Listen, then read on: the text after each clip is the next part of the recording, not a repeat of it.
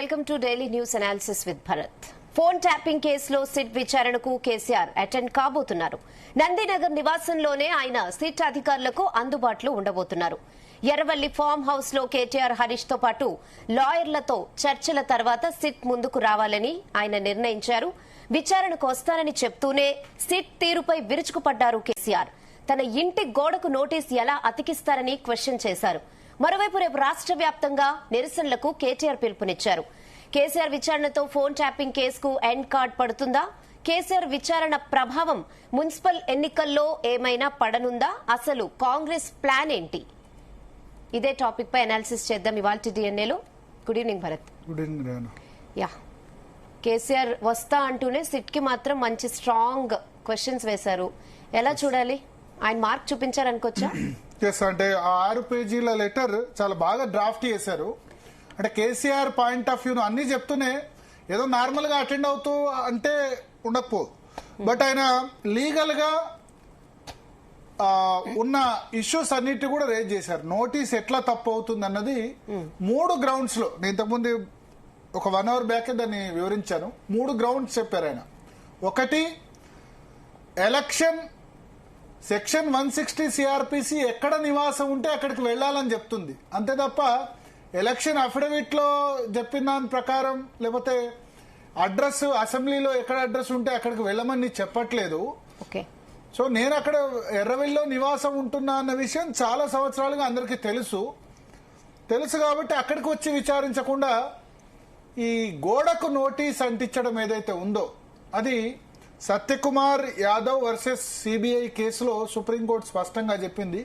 గోడకు నోటీస్ అంటించడం అన్నది కరెక్ట్ కాదు. ఫిజికల్ గా డైరెక్ట్ గా నోటీసు ఇవ్వాలి.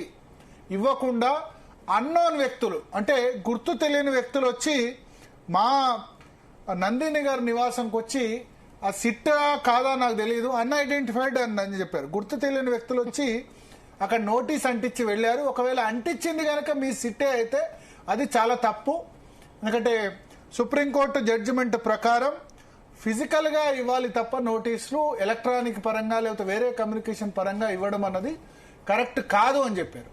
రెండవది, ఆయన ఒక హరీష్ రావు కేసును ఎగ్జాంపుల్ గా చూపించారు. మీరు ఇప్పుడు ఏమంటారు? నందినగర్ నివాసం నా అధికారిక చిరునామా, అధికారిక అడ్రస్ అని చెప్తున్నారు. కేసీఆర్ అధికారిక అడ్రస్ అని చెప్తున్నారు. మరి హరీష్ రావు అడ్రస్ ఎక్కడ ఉంది? అధికారిక అడ్రస్ దాని ప్రకారం సిద్దిపేటలో ఉంది. మరి నోటీస్ సిద్దిపేటలో ఇవ్వకుండా హైదరాబాద్ లో ఎట్లా ఇచ్చారు? This shows your double standards. అంటే మీ ద్వంద్వ ప్రమాణాలని సూచించే విధంగా, సిట్ ద్వంద్వ ప్రమాణాలని సూచించే విధంగా ఈ నోటీస్ ఉంది. నాకేమో మేము ఉన్న చోటనే నోటీస్ ఇస్తాం, నందినగర్ లో మీ అఫీషియల్ రెసిడెన్స్ అంటారు. మరి హరీష్ రావుది అధికారిక నివాసం సిద్దిపేటలో ఉంటే నోటీస్ సిద్దిపేటలో ఇవ్వకుండా హైదరాబాద్ లో ఎందుకు ఇచ్చారు?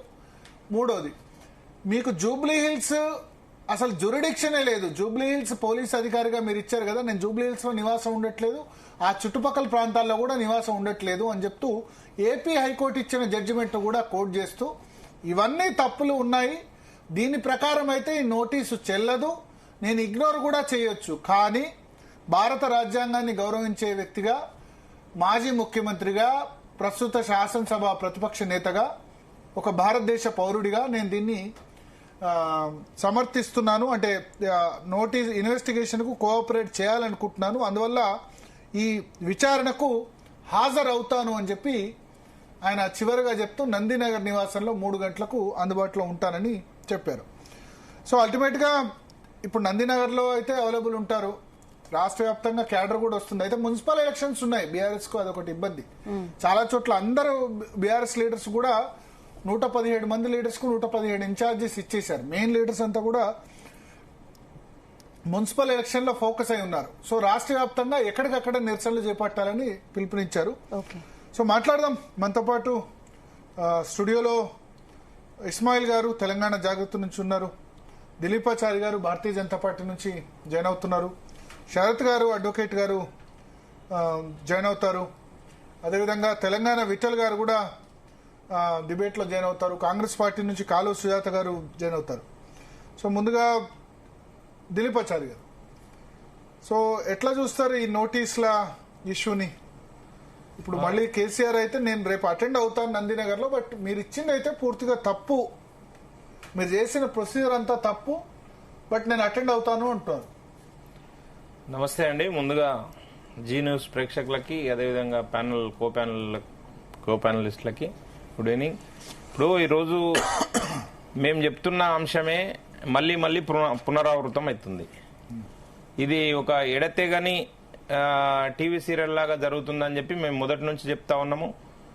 ప్రస్తుత పరిస్థితులు చూస్తే కూడా అదే విధంగా కనిపిస్తా ఉంది. ఇప్పుడు మీరు సాయంత్రం మీరు అనలైజ్ చేసినప్పుడు నేను విన్నాను భరత్ గారు కీన్గా. మీరు చెప్పిండ్రు ఇప్పుడు ప్రస్తుత పరిస్థితులు మున్సిపల్ ఎన్నికల ముంగిట 2 సంవత్సరాల క్రితం ప్రారంభమైన ఈ సిట్ విచారణ అప్పుడెప్పుడో 2024లో ఎఫ్ఐఆర్ నమోదైంది. 2 సంవత్సరాల కాలయాపన జరిగింది. ఇప్పుడు ఈ 10 రోజుల కాలం ఏం మునిగిపోయినట్టు హడావిడిగా మున్సిపల్ ఎన్నికల కంటే ముందు నోటీస్ ఇవ్వడం అనేది మేమేం చెప్తా ఉన్నామంటే, ముందు నుంచి అదే మా ఎంపీ రఘునందన్ రావు గారు కూడా చెప్పారు నిన్న, వీణా వాణి బంధం అని చెప్పారు కదా. అది ఎంత పెద్ద ఎక్స్పర్ట్స్ అయినా కానీ, డాక్టర్లు ఎంత పెద్ద ఎక్స్పర్ట్ డాక్టర్లు అయినా కానీ వాళ్ళను ఆ సోదరి మనలను విడదీయలేకపోతున్నారు. వీణా వాణి అని చెప్పి ఒక కవల పిల్లలు పుట్టినరు, వాళ్ళని విడదీయలేకపోతున్నారు ఎంత పెద్ద ఎక్స్పర్ట్స్ డాక్టర్స్ కూడా. అట్లనే ఇప్పుడు కాంగ్రెస్ బంధము టీఆర్ఎస్ బంధం వీణా వాణి బంధం లాగా ఉంది. వీరిది విడదీయరాని బంధం. ఎవరు అవునన్నా కాదన్నా. ఎందుకనంటే ఎన్నికల ముందు ఇంకొక పక్షానికి స్పేస్ లేకుండా చేయడం కోసం అర్బన్ లో భారతీయ జనతా పార్టీ ఒక సమర్థవంతమైన నాయకత్వంలో ముందుకు పోతా ఉంది. ఖచ్చితంగా మంచి ఫలితాలు వస్తాయనే సందర్భం లోపల ఎక్కడ కూడా మీడియాలో భారతీయ జనతా పార్టీ స్పేస్ కనిపించకుండా ఉండడం కోసం వీరు మేము కొట్టినట్టు చేస్తాం, మీరు ఏడ్చినట్టు చేయండి అని చెప్పే ఉద్దేశంలో ఒక నోటీస్ ఇచ్చిండ్రని చెప్పి మేము భావిస్తా ఉన్నాం. లేదనుకుంటే ఈ 10 రోజుల ముందు ఎవరైనా లేదు రేవంత్ రెడ్డి గారి ప్రభుత్వానికి ఏమన్నా ఇప్పుడు మంచి జరుగుతుందని అనుకుంటున్నామా? ఇంతకుముందు భరత్ గారు చెప్పారు, ఎన్నికల ముందు ఎందుకు ఈ డ్రామా చేసిండ్రు మీరు? నోటీసు ఈ 10 రోజులు మించిపోయిందేముందండి? 2 సంవత్సరాల నుంచి కాలయాపన చేస్తా ఉన్నారు కదా. ఎట్లాగూ కాంగ్రెస్ ప్రభుత్వము అన్ని కేసులలో కాలయాపన చేస్తుంది, ఈ ఒక్క కేసే కాదు, అన్ని కేసులలో కాలయాపన చేస్తుంది. మరి ఇంత హడావిడిగా ఇప్పుడు ఎన్నికల ముందు నోటీస్ ఇచ్చిందని అంటేనే ఈ అనుమానాలు రేకెత్తుతా ఉన్నాయి తెలంగాణ సమాజంలో. కనుక మేమేమంటున్నామనంటే, మీరు ఎన్ని రకాలుగా చేసినా, మీరు ఇంకొక విషయం చెప్తాము, ఎట్టి పరిస్థితుల్లో మీరు నోటీసులు ఇచ్చిండ్రా లేకుంటే గోడల కంటు పెట్టినరా, అది ఒక హైప్ క్రియేట్ కావడం కోసమే, దాన్ని ఒక అంశంగా ఎక్స్పోజ్ చేయడం కోసం ప్రయత్నం చేస్తున్నారు 2 పక్షాలు. కానీ ప్రజలకి ఇర్రెలెవెంట్ అండి ఈ ఇష్యూ, ఇర్రెలెవెంట్. ప్రజలకు సంబంధించిన ఇష్యూ. ఆయన గోడకు నోటీస్ అంటిస్తే ఏమైంది, లేదనుకుంటే ఇంటికి పోయి ఇస్తే ఏమైంది, నందినగర్లో ఇస్తే ఏమైంది, పోలీస్ స్టేషన్లకు వస్తే ఏమైంది, లేకుంటే ఎర్రవెల్లి ఫామ్ హౌస్కి వస్తే ఏమైంది? దాని గురించి సామాన్య ప్రజలకు ఏం రిలెవెంట్ ఉంటుంది చెప్పండి? కనుక ఇది ఒక ఎక్స్పోజింగ్ నాటకం తప్ప ఇంకొకటి కానే కాదు. దానివల్ల ఏం ఉనగూడేది లేదు, ఏం ప్రయోజనం వాళ్ళకి కావాలి. ఇప్పుడు నిన్నటి నుంచి మీడియాలో ఒక పర్సెప్షన్ క్రియేట్ చేసి బిల్డప్ చేసి దాన్ని రన్ చేస్తా ఉన్నారు. ఏ విధంగా కేసీఆర్ గారు వస్తారా, పోలీస్ స్టేషన్కి వస్తాడని అంటారు, కేసీఆర్ని అరెస్ట్ చేస్తామంటారు, కేసీఆర్ని అరెస్ట్ చేస్తారా, తెలంగాణ తెచ్చిన వాళ్ళని అరెస్ట్ చేస్తారా అని వాళ్ళని చెప్తారు. అరే అరెస్టులు చేస్తారా, లేదనుకుంటే వస్తాడా, పోలీస్ స్టేషన్కి పోతాడా, ఉంటాడా అనేది సెకండరీ కదా. ఈ విచారణ అనేది ఎవరైతే సజ్జనార్ గారి ఆధ్వర్యంలో సిట్టు 2, ఇది సిట్టు 1 కాదు, సిట్టు 2, పుష్ప 1 పుష్ప 2 లాగా సిట్టు 1 సిట్టు 2, మళ్ళా రేపు పుష్ప 3 వస్తే మళ్ళీ సిట్టు 3 వస్తుంది. కానీ విచారణ పూర్తి కాదు, బాధ్యుల్ని గుర్తించరు, చర్యలు ఉండవు, ఏమీ జరగదని చెప్పి మేము డంకా బజాయించి చెప్తా ఉన్నాం. కాంగ్రెస్ పార్టీ చేష్టలు ఉడిగి చూస్తా ఉంది. ఎక్కడ కూడా కాంగ్రెస్ పార్టీకి చిత్తశుద్ధి లేదు. ఆ ప్రభుత్వంలో అరే అవి ఇవి అవసరం లేదండి, ఆ ప్రభుత్వంలో జరిగిన అక్రమాలు, అవినీతి, దౌర్జన్యాలు ఇవన్నీ పక్కన పెడదాము. ఈ ఒక్క ఫోన్ ట్యాపింగ్ కు సంబంధించి ఎన్ని ఆధారాలు లభ్యమైనాయండి? ఇప్పటికీ నగ్నంగా అన్ని ఆధారాలు లభ్యమైన తర్వాత మీరు ఏం విచారణ చేస్తా ఉన్నారు? సిట్ కు సంబంధించిన డివైసెస్ నాగోల్ మూసీ నదిలో దొరికినాయండి సిట్ అధికారులకి. వీళ్ళు ధ్వంసం చేసిన ఆ పరికరాలు నాగోల్లో మూసీ నదిలో దొరికినాయి. మీకు అందరికీ తెలుసు, అందరూ చెప్తానే ఉన్నారు. ఇప్పుడు చాలా విచిత్రమైన విషయం ఏంటంటే, కవిత గారు కూడా చెప్పారు కదా, అరే ఇంటి ఆడిబిడ్డ అల్లుని ఫోన్ ఇంటరావా, ఇదెక్కడి దౌర్భాగ్యమైన స్థితి అని చెప్పి అన్నదా లేదా బయటకు వచ్చి కవిత గారు? ఇంకొక విషయము, మీడియాలో అంతా చర్చ జరిగింది. హరీష్ రావు బయటకు వచ్చిన తర్వాత, సిట్టు విచారణ ఎదుర్కొని బయటకు వచ్చిన తర్వాత ఏం మీడియాలో వార్తలు వచ్చినాయండి? హరీష్ రావు గారి ఫోన్ కూడా ట్యాప్ అయిందని చెప్పి వార్తలు రాలేదా? నీ ఫోన్ కూడా ట్యాప్ అయిందని చెప్పి సిట్ అధికారులు హరీష్ రావుకి చెప్పిండ్రని చెప్పిండు. అదేవిధంగా కేటీఆర్ బయటకు వచ్చిన తర్వాత, సిట్టు విచారణ ఎదుర్కొని బయటకు వచ్చిన తర్వాత నీ ఫోన్ కూడా ట్యాప్ అయిందని చెప్పి సిట్ అధికారులు చెప్పినని వచ్చింది. కానీ సంతోషరావు బయటకు వచ్చినాక ఆ విధమైన మరి కథనాలు ఎందుకు రాలేదు అంటే కర్త కర్మ క్రియ ఆయన్నే కనపడతా ఉన్నాడు కదా. ఇప్పుడు ఆయన ఎవరికో చెప్పింటాడు, కేసీఆర్ గారు పెద్ద ఆయన అని చెప్తున్నాడు కదా, ఆ పెద్ద ఆయన ఎవరికో చెప్పింటాడు, అరే ఆ 2-3 ఫోన్లు ఏదో ఉన్నాయి చూడండి బాబు ట్యాప్ చేయండి అని చెప్పింటాడు. మరి ఆయన అడిగింటాడు ప్రభాకర్ రావు, మరి ఎట్లా సార్ ఏ నెంబర్లు తీసుకోవాలంటే అదో సంతోషం సంతున్నాడు కదా సంతతో తీసుకోండి అని చెప్పిండేమో. ఈయన 2 అంటే ఆయన 200 ఫోన్లో 20 ఫోన్లో ఇచ్చింటాడు. ఆయన కూడా మాజీ నక్సలైట్ లేదనుకుంటే నక్సలైట్ అభిమానం అని చెప్పి రాయండి పక్కన బ్రాకెట్లో అని చెప్తే అట్లా పెట్టి ఇచ్చింటాడు. కనుక ఇప్పుడు కవిత గారు నా phone tap అయిందన్నది, Harish Rao tap అయిందని ట్యాపింగ్ని ఎదుర్కొన్నా అని చెప్తా ఉన్నాడు, కేటీఆర్ ట్యాపింగ్ని ఎదుర్కొన్నా అని చెప్తున్నాడు. కానీ సంతోషరావు ఎందుకు చెప్తలేడు? కనుక దీనికంతా కారణం మూల కారణం కనిపిస్తలేదా? దీంట్లో ఏమున్నదండి? విచారణ చేయడానికి సిట్ అధికారులకు ఏమున్నది? అరే మీరు చిన్న చిన్న కేసులన్నల్లా దొంగతనం చేస్తే తీసుకొని పోయి బట్టలు ఇడిపించి కూర్చోబెట్టి రాత్రంతా కొట్టి 100 రూపాయలు దొంగతనం చేస్తే ఆ 100 రూపాయలు రికవర్ చేసిన దాకా మీ విచారణ ఆగదు, మీ 3rd డిగ్రీ ఆగదు, ఏది ఆగదు. ఇది మాత్రం సంవత్సరాలు ఎడతెగని విచారణ సాగుతుంది. ప్రభాకర్ రావును ఇక్కడ తీసుకురావడంలో కోఆపరేట్ చేయలేదు, బీజేపీ బీఆర్ఎస్ కుమ్మక్కైనాయి. ఇప్పుడు కాళేశ్వరం విషయంలో ఏం చేశారు? మీకు విచారణకి ఇస్తే సార్ నేనేమంటున్నా, కాళేశ్వరం విచారణకి ఇచ్చి 6 నెలలు అయింది, ఏం చేశారు? భరత్ గారు నేనేమంటున్నా, కాళేశ్వరం విచారణ Ghosh commission PC Ghosh commission విచారణ ప్రారంభించిన రోజు వారిచ్చిన ప్రొసీడింగ్స్ లోపల 6 నెలల లోపల పూర్తి చేసి విచారణ రిపోర్టు సబ్మిట్ చేయండి ప్రభుత్వానికి అని చెప్పారు. ఎన్ని పర్యాయాలు ఘోష్ కమిషన్ విచారణ కాల పరిమితిని పొడిగించారు? 6 నెలలు 18 నెలలు అయితే మీరే పొడిగించారు కదా. ఎందుకు మీరు 6 నెలల లోపల పూర్తి చేయలేకపోయినరు? ఆడ కూలిన కాళేశ్వరం ఎక్కిరిస్తుంది కదా తెలంగాణ సమాజాన్ని. దాని మీద విచారణ 6 నెలల కంటే 18 నెలల దాకా ఎందుకు కొనసాగించారు? దాని తర్వాత మీరు మాకు ఇచ్చిన తర్వాత వీళ్ళు రాష్ట్ర సర్వోన్నత న్యాయస్థానం హైకోర్టుకు పోయి స్టే తీసుకొని వచ్చారు, సిబిఐ విచారణ చేయకూడదని చెప్పి. ఆ స్టే ఉన్నది, ఇంకా సిబిఐ విచారణ అనలేదు, అది ఆ కమిషన్ ఆధారంగా తదుపరి చర్యలు తీసుకోకూడదు అని చెప్పి హైకోర్టు దానిలో కమిషన్ ఆధారంగా ఇస్తున్నట్లేదు, అడ్డంకేం లేదు. నేనేమంటున్నా, భరత్ హైకోర్టులో కమిషన్ ఆధారంగా విచారణ చేసినట్టు శాసనసభ తీర్మానం లేదు. 2-3 విషయాలు శాసనసభ తీర్మానం ఎక్కడ కూడా అడ్డంకి లేదు దానికి. భరత్ గారు 2-3 విషయాలు మీకు ఖచ్చితంగా ఒకదానికొకటి పెనవేసుకున్నట్టు కనబడతా ఉంటాయి. ఇప్పుడు రేవంత్ రెడ్డి గారి కేసు ఉన్నది, ఓటుకు నెట్ కేసు. అప్పటి ప్రభుత్వం 9.5 సంవత్సరాలు కాలయాపన చేసింది కదా. ఆయన పోయి సుప్రీంకోర్టులో స్టే తీసుకొని వచ్చిందని చెప్పిండు. ఎన్ని స్టేలు వెకేట్ అయితలేవండి? స్టే వస్తే స్టే వెకేట్ చేయించడానికి ప్రభుత్వం దగ్గర యంత్రాంగం లేదా, మంత్రాంగం లేదా? ఎందుకు వ్యతిరేకించలేరు? ఎందుకు వెకేట్ చేయలేదు? అదేవిధంగా అప్పుడు రేవంత్ రెడ్డి గారికి వీరు కొమ్ముగాసి సపోర్ట్ చేసినేమో, ఇప్పుడు ఆయన రుణం తీర్చుకుంటున్నాడేమో. ఇట్లా విచారణ కొనసాగిస్తూ ఎవరి చెవులలో పూలు పెడుతున్నారు? తెలంగాణ సమాజం చెవులలో పూలు పెడుతున్నారు. మీరు చేసే కార్యక్రమాల వల్ల ఏ ఒక్క అంశమైనా తెర మీదకి వచ్చిందా? ఎవడన్నా బాధ్యులను గుర్తించిర్రా? ఎక్కడన్నా చర్యలు తీసుకున్నారా? ఉపక్రమించిర్రా కనీసం చర్యలు తీసుకోవడం కోసం? మీకు ప్రభుత్వంలో సఖ్యత లేదు, ప్రభుత్వంలో మంత్రుల మధ్యలో సఖ్యత లేదు, ప్రభుత్వం ఎవరు నడుపుతున్నారో తెలియట్లేదు. సలహాదారులు నడుపుతున్నారా, ముఖ్యమంత్రి నడుపుతున్నారా, మంత్రులు నడుపుతున్నారా, అధికారులు నడుపుతున్నారా, పోలీసుల అధికారులు నడుపుతున్నారా తెలియదు. ఎవరికి వారే యమునా తీరే అన్నట్టు ప్రవర్తిస్తా ఉన్నారు. ఏ విచారణ కూడా ఖచ్చితంగా బాండింగ్ అయి పనిచేయట్లేరు. విచారణ అధికారులు కూడా అదే విధంగా కూర్చుంటున్నారు. ఇప్పుడు మేము అదే చెప్తున్నాం, దీంట్లో కూడా కుట్రకోణం దాగి ఉందనే చెప్తున్నాం. కేసీఆర్ గారికి ఇచ్చిన సిట్ నోటీసు కూడా కుట్రకోణంలో భాగంగానే ఆ పార్టీ లబ్ధి పొందడం కోసము, లేదనుకుంటే కాంగ్రెస్ పార్టీ లబ్ధి పొందడం కోసం ఆడుతున్న డ్రామాగానే చూస్తుంది భారతీయ జనతా పార్టీ తప్ప ఇంకొక ప్రజాకోణం లేదని చెప్తా ఉన్నాం. ఇస్మాయిల్ గారు, సో కేసీఆర్ కు నోటీస్ ఇచ్చారు, విచారణ రేపు అటెండ్ కాబోతున్నారు, ఆయన రిప్లై కూడా ఇచ్చారు. మీ పార్టీ అధినేత చెప్పారు నా భర్త ఫోన్ కూడా ట్యాప్ చేశారు అని చెప్పి. సో దానికి రెస్పాన్సిబుల్ ఎవరు? కేసీఆర్ అయినా రెస్పాన్సిబుల్?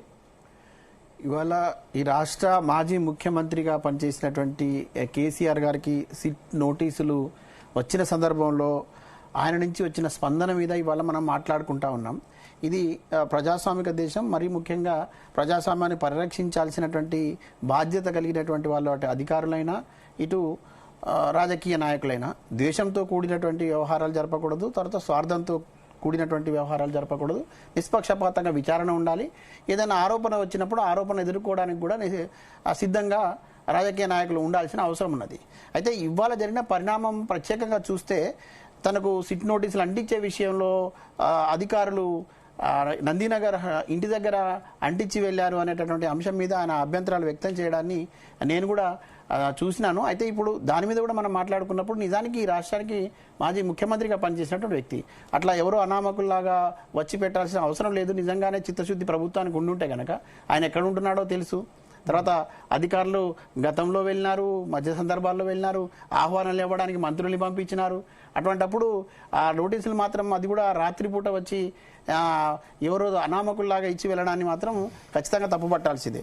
అయితే ఇక్కడ విచారణ ఎర్రవెల్లో జరగాల లేదా నందినగర్ రెసిడెన్స్ లో జరగాల ఇది తేల్చాల్సింది ప్రభుత్వము, తర్వాత యంత్రాంగం, అధికార యంత్రాంగం. తప్పకుండా అధికార నందినగర్ లోనే విచారిస్తామని చెప్పారు. ఓకే, నందినగర్ లో విచారిస్తామని చెప్పినప్పుడు ఆ తెలియజేసేటటువంటి పద్ధతి కమ్యూనికేషన్ చెప్పండి. కవిత గారి భర్త ఫోన్ ట్యాప్ చేయమని చెప్పింది కేసీఆర్ఏనా?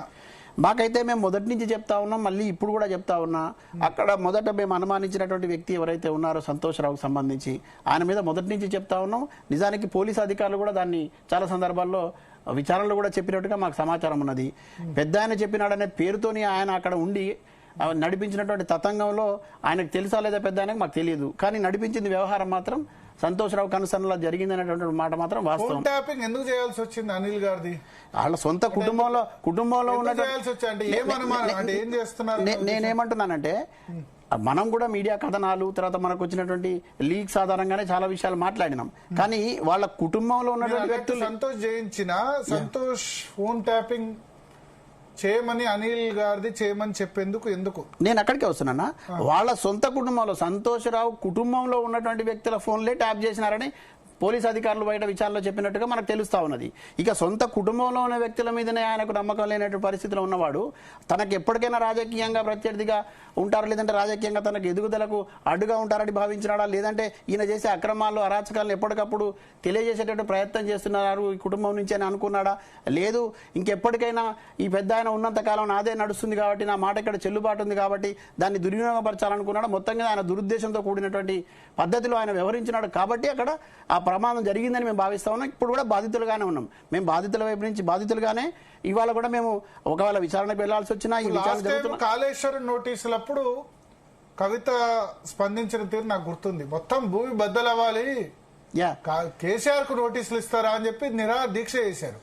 మరి ఇప్పుడు టెలిఫోన్ ట్యాపింగ్ లో నోటీసులు ఇస్తే ఎందుకు స్పందించట్లేదు? ఎందుకు ఈ 2 నెలల్లోనే అంత స్టాండ్ మారింది? ఎందుకు మా ధర్నా కూడా చేశారు, ఇప్పుడు ఎందుకు ధర్నా చేయట్లేదు? ఇప్పుడు కూడా మా స్టాండ్ ఏం మారలేదు. మేము ఇప్పుడు కూడా ఏమంటున్నాం అంటే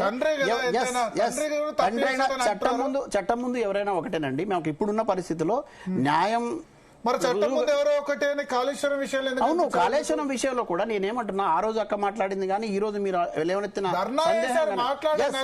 నేను ఇప్పుడు ఏమంటున్నా, బీఆర్ఎస్ ధర్నా చేయలేదు, మేము ధర్నా చేస్తున్నాం. చూడండి, కేటీఆర్ కు నోటీసులు ఇస్తే ధర్నా ఇవాళ నిజం నిగ్గు తేలాల్సిన అవసరం ఉందండి.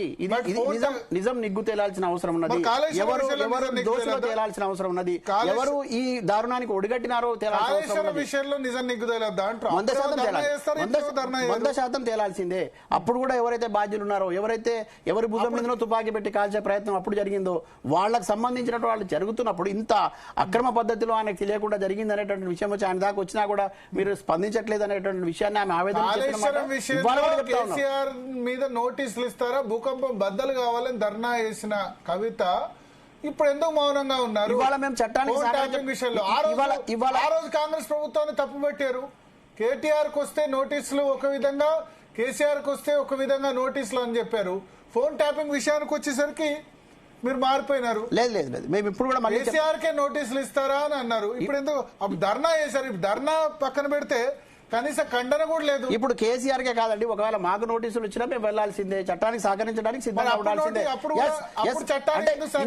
ఇంత పెద్ద ఆరోపణ జరుగుతున్నప్పుడు దానికి బాధ్యుడు ఎవరు, అవినీతి కారణం ఎవరు, అవినీతి జరగడానికి సహకరించిన వాళ్ళు ఎవరనే విషయాన్ని చాలా లోతుగా అధ్యయనం చేసి చెప్పినారు. ఆ రోజు ఎవరి కనుసనల్లో కాంట్రాక్ట్ జరిగినా, ఎవరి కనుసనల్లో అవినీతి జరిగింది, ఎవరు అవినీతి పరులను ప్రోత్సహించినారు, అది తీసుకొచ్చి ఆ నేరం ఎవరి మీద మోపడానికి ప్రయత్నం చేస్తున్నారు, అది కేసీఆర్ ఎట్లా బాధ్యుడు అవుతారు, మీరు చేసినటువంటి పాపాలకు ఆయనకెందుకు అంటగడుతున్నారు, ఇటువంటి కుట్ర జరుగుతోందనే విషయాన్ని పసిగట్టి చెప్పినారు ఆ రోజు. ఈ రోజు కూడా ఏం చెప్తున్నాం, చట్టం చట్టానికి సహకరించాల్సిన అవసరం ఉన్నది. ఇవాళ దీనికి దిగ్గుదేయాల్సిన సందర్భం వచ్చింది. దీనికి ముగింపు అనేటటువంటి పదం ప్రభుత్వం వైపు నుంచి వస్తున్నప్పుడు ఈ ముగింపు పలికే క్రమం లోపల అసలు ఎవరు దోషులనే విషయం ఇప్పటికైనా తెలుస్తుంది. నిన్నటిదాకా కేసీఆర్ గారి మీద ఆరోపణలు వచ్చినాయి అనుకుందాం. ఇవాళ సంతోషరావు వచ్చిపోయిన తర్వాత ఉన్న పరిణామం అంతా కూడా వేరే రకంగా మా ఇంతకుముందు సోదరుడు చెప్పినప్పుడు కూడా చెప్పినారు. కానీ ఇప్పుడు కేసీఆర్ గారు రేపు నోరు తెరిస్తే ఏం తెలుస్తుందో చూద్దాం. ఆయన మాట్లాడుతున్నప్పుడు అసలు విషయాలు బయటకు వచ్చే అవకాశం ఉంటుంది కదా. అసలు ఈయన చెప్పినాడా లేదా, ఈయన పేరు ఎందుకు దుర్వినియోగం చేసినారు, అనేక మార్లు పెద్ద మాట్లాడుతున్నారు. బీఆర్ఎస్ వెర్షన్ తీసుకుందాం. శరత్ గారు, అడ్వకేట్ శరత్ గారు కూడా లైన్ లో ఉన్నారు. బీఆర్ఎస్ నుంచి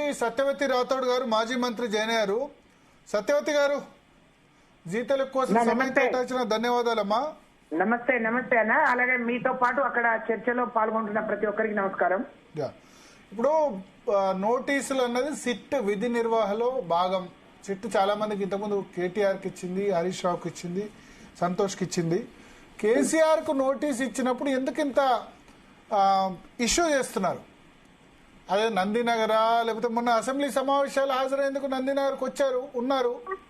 అవును, గతంలో ఇప్పుడు 2 సంవత్సరాల్లో ఒక 5-6 సార్లు వచ్చి ఉంటారు నందినగర్ కు డిఫరెంట్ ఇష్యూస్ లో. మన ప్రెస్ కాన్ఫరెన్స్ పాలమూరు రంగారెడ్డి గురించి అడ్రస్ చేసేందుకు వచ్చారు. వస్తే అయిపోతుంది కదా, దాని ఎందుకు అంత పెద్ద ఇష్యూ వేయడం? ఇప్పుడు ఎప్పుడు రావాలి ఎప్పుడు రావద్దు అనేది సిట్ గానీ లేకపోతే కాంగ్రెస్ పార్టీ నిర్ణయించాల్సిన అవసరం లేదు. దయచేసి నేను అక్కడున్న మీ అందరికి కూడా పేరు పేరున ముందుగా నమస్కారాలు తెలియజేసుకుంటూ, కేసీఆర్ గారికి నోటీసులు ఇవ్వటము అని అంటే, ఆ రోజు కేసీఆర్ గారు ఏ విధంగా తెలంగాణ ఉద్యమాన్ని చేశారు, ఏ విధంగా తెలంగాణ సాధించారు, సాధించిన తెలంగాణలో ఏ విధంగా అభివృద్ధి చేసి దేశంలో అగ్రగామి నిలబెట్టారనేది అందరికి తెలుసు. 2 ఏళ్లుగా మరి సిట్ అంటే ఈ టెలిఫోన్ ట్యాపింగ్, ఫోన్ ట్యాపింగ్ అయిందనే విషయం మీద ఇప్పటి వరకు ఎవరికి ఫోన్ ట్యాపింగ్లు అయినాయి, ఎవరికి ఇబ్బంది జరిగింది, ఎవరికి నష్టం జరిగింది అనేది తేల్చకుండా మరి వరుస పెట్టి రేవంత్ రెడ్డి గారు ఇది ఒక సీరియల్, ఇవాళ టీవీలలో వస్తున్న సీరియల్ ధారావాహిక ఇవి ఉన్నాయి చూడండి, ముగింపు లేని సీరియల్ లాగా ఇవాళ కేసీఆర్ గారిని ప్రశ్నిస్తున్నారు. మేము ఎక్కడ ఉండాలి ఎక్కడ అనేది ఎవరు నిర్ణయిస్తారు? మేము కేసీఆర్ గారు నిర్ణయించుకుంటున్నారు తప్ప. అంటే ప్రభాకర్ రావు రాకపోవడం వల్ల ఆలస్యం జరిగింది. ప్రభాకర్ రావు అమెరికా నుంచి వచ్చిన వెంటనే సిట్ విచారణ వేగవంతమైంది కదా. డిసెంబర్ 23 నుంచి బిగినింగ్ లోనే చెప్పారు, ఒక రాష్ట్ర ప్రభుత్వం లేకుంటే ఇంటెలిజెన్స్ వ్యవస్థ లేకుంటే పోలీస్ వ్యవస్థ, ఒక నిఘా వ్యవస్థ వాళ్ళకు అవసరం ఉన్నప్పుడు అవసరమైన వారి ఫోన్లు ట్యాప్ చేస్తుంది. లేకపోతే వాళ్ళ దేశంలో శాంతి భద్రతలు కాపాడాలన్నా లేకపోతే దేశ ద్రోహులను గుర్తించాలన్నా కనిపెట్టాలన్నా ఇదొక వ్యవస్థ, ఇది నిరంతరం జరిగే ప్రక్రియ అని చెప్పి ఆ రోజే వారు చాలా స్పష్టంగా చెప్పడం జరిగింది. నేనేమంటానంటే ప్రభాకర్ రావు గారే కాదు, ఈ రోజు పోలీస్ బాస్లు అయితే ఎవరైతే ఉన్నారో, ఆ రోజు ఇంటెలిజెన్స్ కి ఎవరు చీఫ్ ఉన్నారు, ఎవరు డీజీపీకి ఉన్నారు, వాళ్ళు ఎందుకు చేశారు, దాన్ని ఏ విధంగా సద్వినియోగం చేసుకున్నారా దుర్వినియోగం చేసుకున్నారా అనేది వాళ్ళ దగ్గర ఉన్నప్పుడు ఒక ముఖ్యమంత్రినో లేకపోతే మా పార్టీ ప్రముఖులను టార్గెట్ చేసుకొని రేవంత్ రెడ్డి గారు చేస్తున్నారు అంటే, రేవంత్ రెడ్డి గారు ఎంతసేపు ఆయన ఏం చేశాడో, ఆయనను ఎట్లా కేసులో పెట్టారో ఆ విధంగా పెట్టాలని ఆయన ప్రయత్నం చేస్తున్నట్టు ఉంది తప్ప, ఏదో కక్ష సాధించాలని చేస్తున్నట్టు ఉంది తప్ప, ఇదో ట్రాన్స్పరెంట్ గా పారదర్శకంగా చేస్తున్నట్టు ప్రజలకు మరి అనిపించట్లేదు. ఎన్నేళ్ల తర్వాత మీరు ఇందాక ఎవరో సోదరులు చర్చలో పాల్గొంటూ కాళేశ్వరం గురించి మాట్లాడుతున్నారు. ఏం జరిగింది కాళేశ్వరం 2 ఏళ్ల తర్వాత? ఇంత ప్రజాధనాన్ని దుర్వినియోగం చేస్తూ లేకపోతే ఉపయోగించి వేసిన పీసీ ఘోష్ కమిషన్ ఏం తేల్చింది? అది తేల్చి తప్పు జరిగిందని అంటే దాని మీద చర్యలు తీసుకోవాలి. కానీ మళ్ళీ ఎందుకు సిబిఐకి ఇచ్చిండ్రు? మీ పార్టీ ఒకవైపు, మీ సెంట్రల్ కేంద్ర అంటే జాతీయ పార్టీ జాతీయ నాయకులేమో సిబిఐ, ఈడీ అవన్నీ మోడీ జేబు సంస్థలు అంటారు. మరి రేవంత్ రెడ్డి గారికి ఏమో సిబిఐకి ఇచ్చారు. వాళ్ళకి లేని నమ్మకం వీరికి ఎందుకు వచ్చింది అంటే ఏం తేల్చలేదు కాబట్టి వాళ్ళ మీద బీఆర్ఎస్ బీజేపీ ఒకటనే అంటున్నారు కదా. సిబిఐ కూడా ఏం తేల్చలేదు. దాన్ని కాళేశ్వరం కేసు ఇచ్చిన 4 నెలలైనా బీజేపీ ఒకటని చెప్పిన రేవంత్ రెడ్డి మరి సిబిఐకి ఎందుకు నమ్ముకున్నాడు? కానీ ఇచ్చిన ఆయన మరి ఏం పని చేయలేదు చేస్తే కదా ఒక మరి. విధంగా ఆయన పని చేసి మేము అంటున్నాం BJP Congress party BJP party తెలంగాణలో కలిసి పనిచేస్తున్నాయి, టార్గెట్ చేస్తున్నాయి. కాంగ్రెస్ ఎవరిని టార్గెట్ చేస్తుందో బీజేపీ వాళ్ళకి సహకరిస్తుంది, దానికి అనుగుణమైన నిర్ణయాలు వస్తున్నాయి. మరి ఏమీ లేనప్పుడు బీజేపీ గాని ఇంకా వాళ్ళ జేజమ్మ గాని ఏం చేయగలుగుతుంది కేసీఆర్ గారిని? మీరు ఇంత పెద్ద కమిషన్ వేసి ఏం తేల్చకుంటే సిబిఐ మాత్రం ఏం తెలుస్తుంది? అంటే ప్రజల దృష్టిలో బీఆర్ఎస్ పార్టీని బదనాం చేయాలి, కేసీఆర్ ని బదనాం చేయాలి. 2 ఏళ్లుగా ఒకసారి రేపు విచారణకు హాజరైతే, ఇప్పుడు కేటీఆర్ విచారణకు హాజరయ్యారు, అయిపోయింది. ఒకసారి విచారణకు హాజరైతే అయిపోతుండే కదా, ఎందుకు ఇంత తతంగం? లాస్ట్ 3 మేము days తప్పకుండా హాజరైతాం. నందినగర్ లో మాకు నిన్న అనువుగా- రాత్రి 7:30 గంటలకే లైట్లు స్విచ్ ఆఫ్ చేసుకుని ఎందుకు వెళ్ళిపోవాల్సి వచ్చింది? నార్మల్ గా అయితే రాత్రి 10 గంటల వరకు ఉంటారు, ఎందుకు వాళ్ళు ఇప్పుడు స్విచ్ ఆ ఆఫ్ ఇంట్లో చేస్తే? ఎవరు లేనప్పుడు నందినగర్ లో అంటే లైట్లు స్విచ్ కేసీఆర్ ఆఫ్ గారు ఎక్కడ చేస్తే ఉంటారు, కేటీఆర్ గారు ఎక్కడ ఉంటారో గోడకు పోలీస్ నోటీస్ అధికారులకు అంటించడం తప్ప సమాచారం వేరే లేదా? మార్గం ఏముంటుంది? అరతన్నగా ఆ. నేనేమంటానంటే ఇప్పుడు కేటీఆర్ ఎక్కడ ఉంటారు, మా పార్టీ ఆఫీస్ ఎక్కడుందో సిట్ అధికారులకు తెలియదా? ఎక్కడ ఇయ్యాలో కూడా తెలియదా? మీరు నోటీసులు దొంగచాటుగా వచ్చి ఎప్పుడు ఎందుకు ఒక కొంత సమయం కాల వ్యవధిని ఇస్తారు. ఈ రోజుల్లో ఇన్ని రోజుల్లో మీరు వచ్చి పాల్గొనమని, రాత్రి ఇచ్చి పొద్దున పాల్గొనమంటే మేము దేశద్రోహులమా, బందిపోట్లు దొంగలమా? ఇంత ఒక రోజు కానీ ఇప్పుడు గడువు ఇవ్వకుండా చేయాల్సిన అవసరం మొన్న నందినగర్ లో ఇచ్చినప్పుడేమో తీసుకున్నారు నోటీసులు. ఇప్పుడు కూడా తీసుకుంటాం. ఇప్పుడు మీరు నందినగర్లో ఇవ్వాలనే ప్రయత్నం గోడ- కాదు, ఆ. మీరు ప్రచారానికి మీరు కావాలని ఇంకా బదనాం చేయడానికి మీరు గోడలు కతికించిపోయిండు. ఒక ప్రతిపక్ష నాయకుడు ఎక్కడ ఉంటాడో మీరే 100 సార్లు ఫామ్ హౌస్ లో ఉంటాడు, ఫామ్ హౌస్ లో ఉంటాడు. ఆ ఫామ్ హౌస్ ఇవ్వడానికి ఏమి ఇబ్బంది? మీరు పెట్టిన పోలీసులే కదా, మీ రాష్ట్ర ప్రభుత్వం మీ చేతిలో ఉంది, మీరు ఆ ప్రభుత్వానికి అధిపతి. కేసీఆర్ ఎక్కడ ఉంటాడో ఆ మాత్రం సమాచారం తెలియని అంత గుడ్డి వ్యవస్థను నడిపిస్తున్నారా? అంత కళ్ళు మూసుకొని పాలిస్తున్నారా? ఎందుకు గేట్లకి ఎందుకు తెల్లారితే మేము మళ్ళీ ఉంటాం కదా. రాత్రి ఇవ్వకపోతే ఏం మునిగిపోతుంది? ఎవరి కొంపలు మునిగిపోతున్నాయి? ఎవరికి వచ్చిన ఇబ్బంది ఏంటి? ఇదంతా మీరు కేసీఆర్ ని బీఆర్ఎస్ పార్టీని ఇబ్బంది పెట్టాలనో టార్గెట్ చేసుకొని చేసే ప్రయత్నం. ఇది ఒక ఏమంటారు డీప్ ట్రిక్స్ లో భాగం తప్ప వేరే కాదు. ఇవన్నీ ప్రజలు గమనిస్తున్నారు. ఓకే, దీని కేసీఆర్ గారిని మీరు ఒక ఆషామాషిగా అనుకొని ఏదో చేయాలనుకుంటే అది మీ భ్రమ అయితే తప్ప కేసీఆర్ గారిని ముట్టుకున్న రోజు గాని, కేసీఆర్ గారిని మీద నిందేసిన రోజు గాని దాని మూల్యం తప్పకుండా కాంగ్రెస్ పార్టీ చెల్లించుకుంటది. మీరు ప్రభుత్వాన్ని నడిపే చేతగాక ప్రభుత్వ మరి మంత్రులను అధికారులను సమిష్టిగా పరిచయించే చేతగాక టిఆర్ఎస్ పార్టీ మీద కక్షగట్టి ప్రజల దృష్టిని మళ్లించడానికి చేసే ఒక కుటిల ప్రయత్నం తప్ప ఇంకోటి కాదు. దీన్ని మేము తీవ్రంగా ఖండిస్తా ఉన్నాం. కేసీఆర్ గారు చాలా స్పష్టంగా నేను మున్సిపల్ ఎన్నికలు ఉన్నాయి, నేను అందులో బిజీగా ఉన్నాను, ఎక్కడ ఎవరిని పెట్టాలి ఎవరిని ఇచ్చేయాలి అనేది అనేక 116 మున్సిపాలిటీలో ఎన్నికలు, కార్పొరేషన్లో ఎన్నికలు జరుగుతున్న క్రమంలో ఒక పార్టీ అధినేతగా వారు అనేక సమస్యలో వారు చూసుకోవాల్సిన పరిస్థితిలో కావాలని మీరు రోజు ఒక నోటీస్ ఇచ్చి ఇబ్బంది పెట్టే ప్రయత్నం తప్ప ఇంకోటి కాదు. మొన్న కాంగ్రెస్ పార్టీ ఇలాంటి గ్రామ పంచాయతీ ఎన్నికల్లో ఇలాంటి ఫలితం వస్తుందని ఊహించలేదు. చాలా భ్రమలో ఉన్నారు. ఆ భ్రమలు తొలగిపోయినాయి. వాళ్ళ మొత్తం ప్రజల మనసులో ఏముందో, ప్రజలు ఏ విధంగా కేసీఆర్ ని కోరుకుంటున్నారో అది బట్టబయలైంది. కాబట్టి మున్సిపల్ ఎన్నికల్లో గెలవడం కోసం మాత్రమే మీ ఇలాంటి జిమ్మికులు, ఇలాంటి మరి కుసంస్కారమైన రాజకీయాలు చేస్తున్నారు తప్ప ఇంకోటి కాదు. దీన్ని తీవ్రంగా ఖండిస్తున్నాం. తప్పకుండా ఫిట్ వచ్చినా మీరు చీట్ చేసినా ఎదుర్కోవటానికి బీఆర్ఎస్ పార్టీ, కేసీఆర్ గారు ఎప్పుడు సిద్ధంగా ఉంటారు. కానీ దీని మూల్యం, దీని పర్యవసనం చాలా తీవ్రంగా ఉంటుంది. మీరు లైన్ లో ఉండండి. సత్యవతి రాథోడ్ గారు ఒక్క నిమిషం లైన్ లో ఉండండి. అడ్వకేట్ శరత్ గారు ఒపీనియన్ తెలుసుకుందాం. శరత్ గారు, 6 పేజీల లేఖ చూసారా కేసీఆర్ది? సార్ అన్మ్యూట్ చేయండి సార్. టిఆర్ఎస్ నాయకత్వం ఎంత పిరికిది అనేది ఇప్పుడు తెలిసిపోతుంది సార్. వీళ్లకు ఏదంటే బీసీలు, ఎస్సీలు, ఎస్టీలు అందరూ ఉద్యమకారులందరూ కృషి చేసి ఉద్యమం నడిపి ఉద్యమానికి ఊపిరి పోసి వాళ్ళు త్యాగాలు చేస్తే ప్రభుత్వం ఏర్పడితే వీళ్ళు ప్రభుత్వాధిపతులుగా చలామణవుతారు తప్ప ఒక శత్రువుని ఎదుర్కొనే విషయంలో మాత్రం వీళ్ళంతా పిరికోళ్ళు ఇంకోళ్ళు లేరు. అసలు వీళ్ళకి వాళ్ళ బీసీలు, ఎస్సీ, ఎస్టీల బలం వాళ్ళకి మద్దతు ఉందా లేదా అన్న అనుమానం ఉంది. అందుకే సరెండర్ అయినారు ప్రభుత్వం ముందడ. ఫస్ట్ ఆఫ్ ఆల్ వాళ్ళ ఇచ్చిన నోటీస్ లోనే సత్యేంద్ర కుమార్ అంటిల్ వర్సెస్ సిబిఐ అనే ఒక జడ్జిమెంట్ ను వాళ్ళు కోట్ చేస్తున్నారు. మరి ఆ జడ్జిమెంట్ ను పూర్తిగా చదివి రాశారా లేకపోతే పూర్తి చదవకుండా రాశారా ఒక ప్రశ్న అందులో క్లియర్ గా ఉంది. ఏం చేయాలి ఇప్పుడు? ఒకవేళ కేసీఆర్ గారు కనుక రేపటి రోజున పోకపోతే the police would have approached the competent court for issuance of summons issue చేసే ప్రొసీజర్ లో సత్యేంద్ర కుమార్ అంటిల్ వర్సెస్ సిబిఐ లో క్లియర్ కట్ గైడ్ లైన్స్ ఇచ్చారు. ఏమని?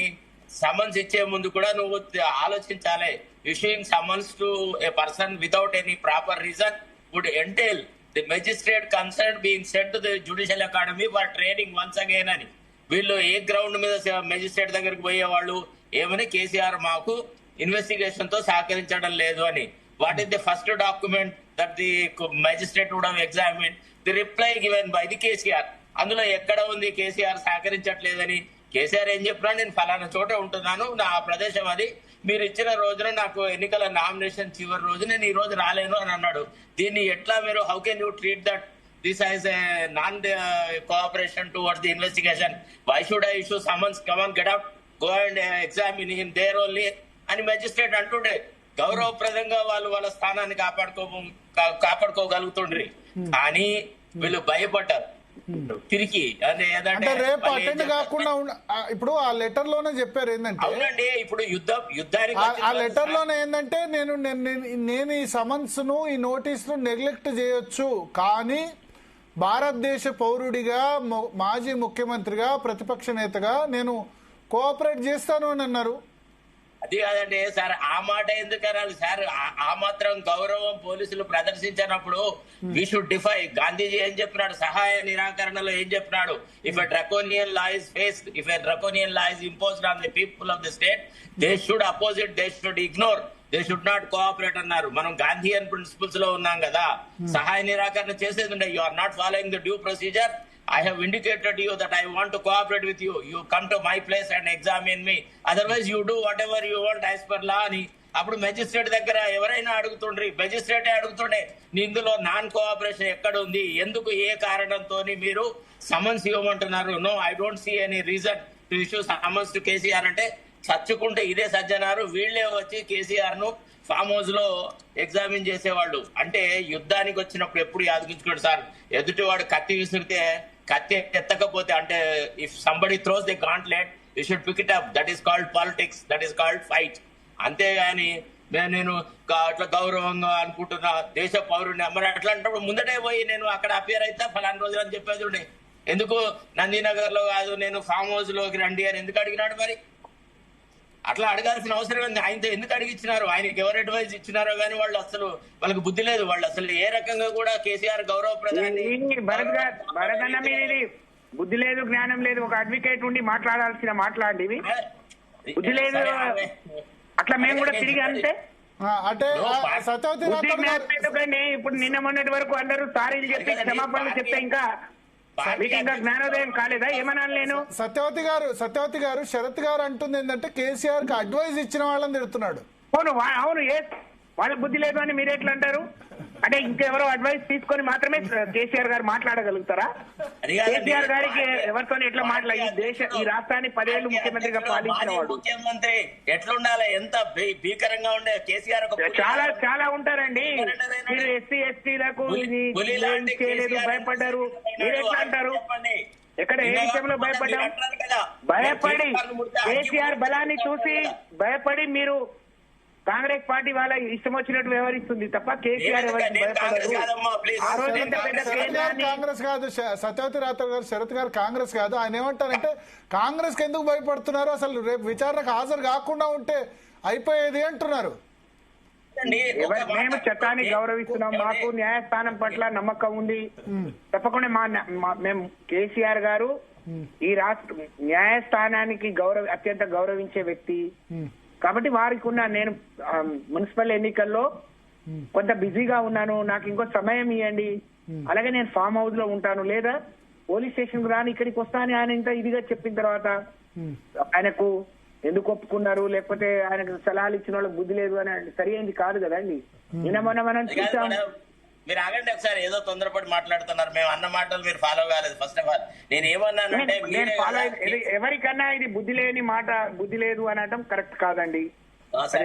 ఎవరికన్నా మీరు ఎవరిని ఉద్దేశించి అన్నా అది సరి అయింది కాదు, దాన్ని వెనక్కి తీసుకోండి. చేసుకుంటాను మేడం, నాకు మీరు ఐ రెస్పెక్ట్ లాట్, నాకు అదేం పెద్ద ఇష్యూ కాదు. కానీ నేను అనేది ఏమంటే మీరు కేసీఆర్ ను ముడితే అగ్నిగుండం చేస్తా అన్నారు. మీరు కేసీఆర్ ను ముట్టుకునే ధైర్యం రేవంత్ రెడ్డికి ఉందా అన్నారు. అంతంత పెద్ద బీరాలు ఎందుకు వలికారు, ఎందుకు సరెండర్ అయినారు? నేను అడిగే ప్రశ్న అదే మాటకు స్టాండ్ అయ్యి ఉండే. ఏమని ఎప్పుడైతే వాళ్ళు ఫాలో అయిన ప్రొసీజర్ తప్పు అని మీరు మీ నోటీస్ లో రిప్లై లో రాస్తున్నారో, you should ask them to face the legal consequences. మీరు పట్టించుకోవాల్సింది కాదు. వాళ్ళు మెజిస్ట్రేట్ దగ్గరికి పోయేవాళ్ళు 174 కింద. అప్పుడు మెజిస్ట్రేట్ అడిగేది నువ్వు ఎట్లా సమన్స్ ఇవ్వమని నన్ను అడుగుతున్నావు, ఆయన కోఆపరేట్ చేస్తా అని అన్న తర్వాత మీకు ఏం అధికారం ఉంది ఆయనకు సమన్స్ ఇష్యూ చేయమని వచ్చి పిటిషన్ పెట్టుకునేది? You go and examine him suited to his dignity and honour అని చెప్పేది కోర్టు. ఆయన డిగ్నిటీని మీరు భంగపరిచారా లేదా by writing this kind of reply? మీరు ఎందుకు మరి మొదట ఎందుకు స్టాండ్ తీసుకున్నారు? మొదటే చెప్పేది ఉండే మేము నందినగర్ కాదు ఏసీపీ జూబ్లీ హిల్స్ కి వస్తా అని చెప్పేది ఉండే. అప్పుడు ఇంకా డ్యూటీని ఫాలో అయినట్టే ఉండేది కదా. ఇంకా మీరు చట్టం పట్ల న్యాయం పట్ల విధేయత చూపెట్టినట్టే ఉండేది కదా. అసలు మీరు కన్ఫ్యూజన్ లో ఉన్నారు. పొలిటికల్ గా you are in total confusion. You don't know how to face the ruling party.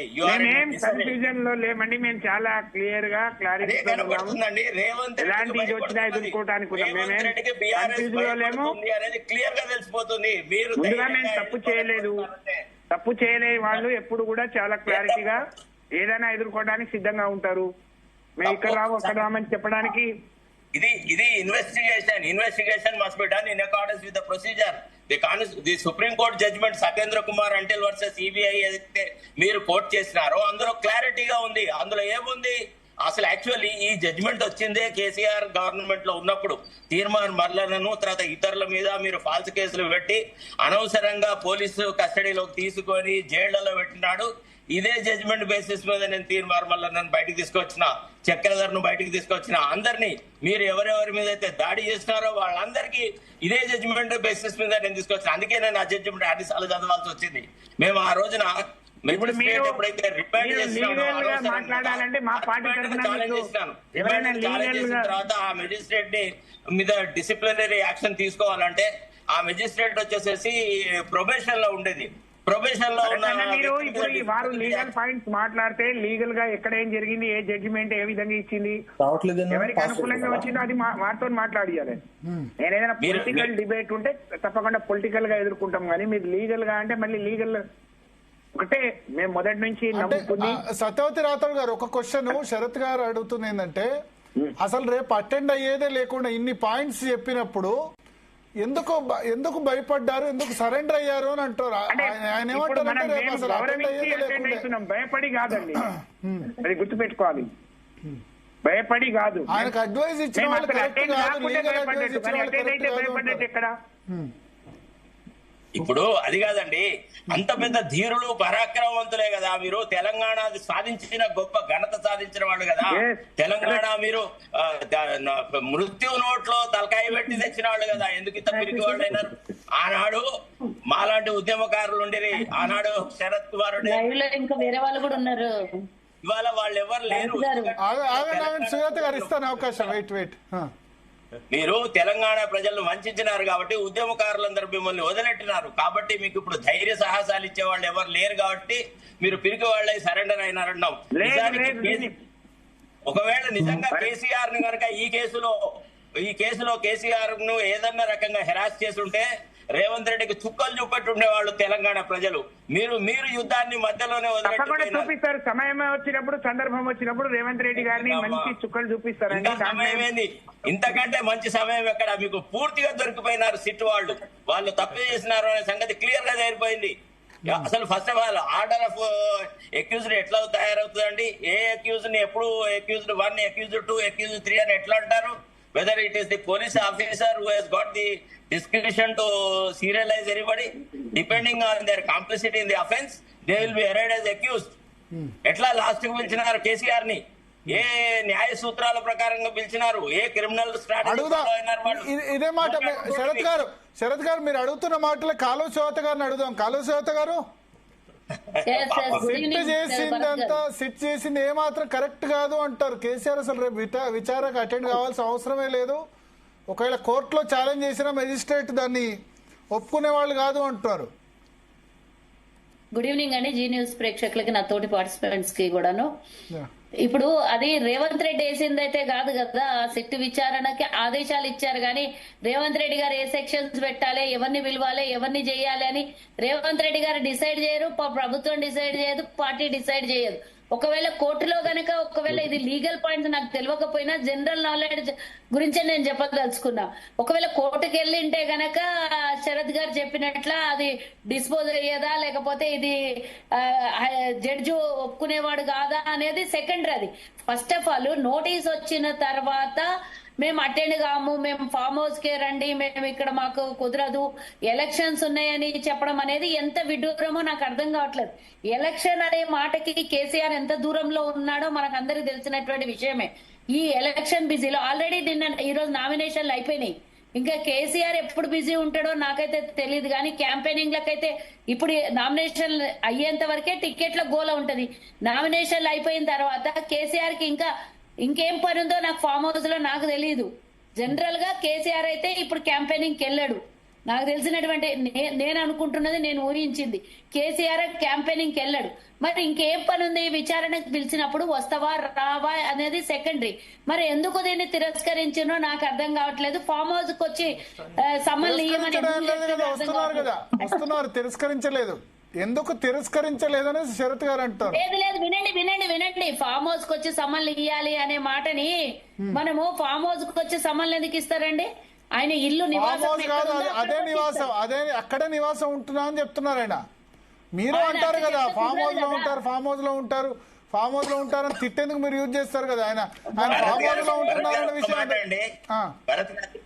ఒక మాట అండి, కేసీఆర్ గారు ప్రొటెస్ట్ చేసినారు. కేసీఆర్ ను ఒక అబ్స్కాండింగ్ అక్యూజ్డ్ గా ట్రీట్ చేసేసి ఆయన ఇంటికి నోటీసును అతకబెట్టినారు. That shows their malafide intention as to defame and to derogate his power, his position among the people. ప్రజల దృష్టిలో కూడా ఆయన గౌరవాన్ని భంగం చేయడానికి ఆయన గోడలకు నోటీసులు అంటబెట్టినారు. దాన్ని ప్రశ్నించే వాళ్ళు కదా, విజ్ఞులైన వాళ్ళు చాలా మంది మేధావులు ఉన్నారు, ఉద్యమకారులు ఉన్నారు.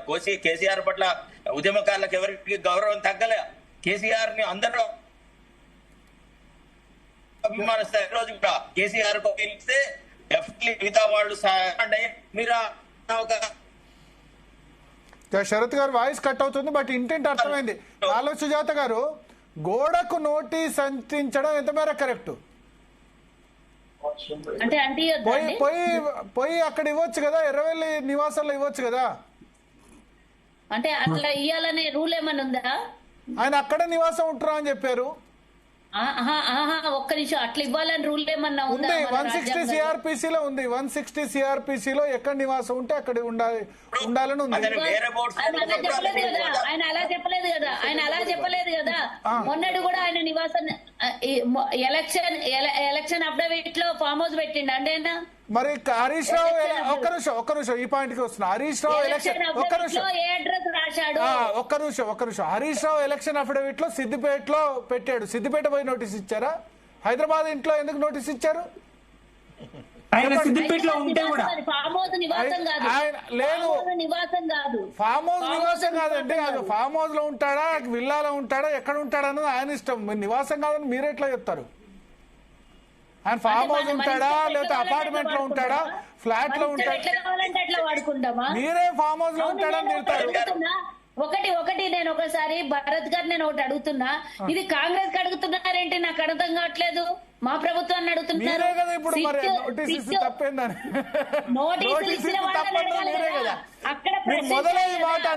ప్రచారం చేస్తున్నది ఎవరండి? సుజాత గారు దుష్ప్రచారం చేస్తున్నది ఎవరండి? మాట్లాడితే మేము మాట్లాడుతున్నాం. రాజకీయంగా మాట్లాడే మాటలకి అధికారికంగా ఎందుకు రావట్లేదు? 160 సిఆర్పిసి కింద ఇచ్చి అక్యూజ్డ్ అన్నట్టుగా దుష్ప్రచారం ఎందుకు చేస్తా ఉన్నారు? 12,000 మందిది అయింది, 600 మందిది అయింది, ఇన్ని వందల మందిది అయింది, సినిమా హీరోయిన్లది అయింది. ఇవన్నీ ఎవరు చెప్పారు మీకు వివరాలు? ఎక్కడ మీ దగ్గర?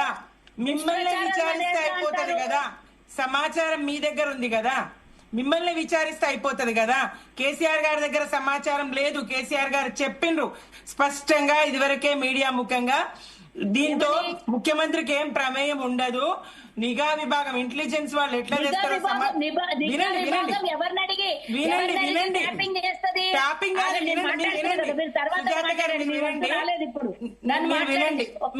సుజాత గారు,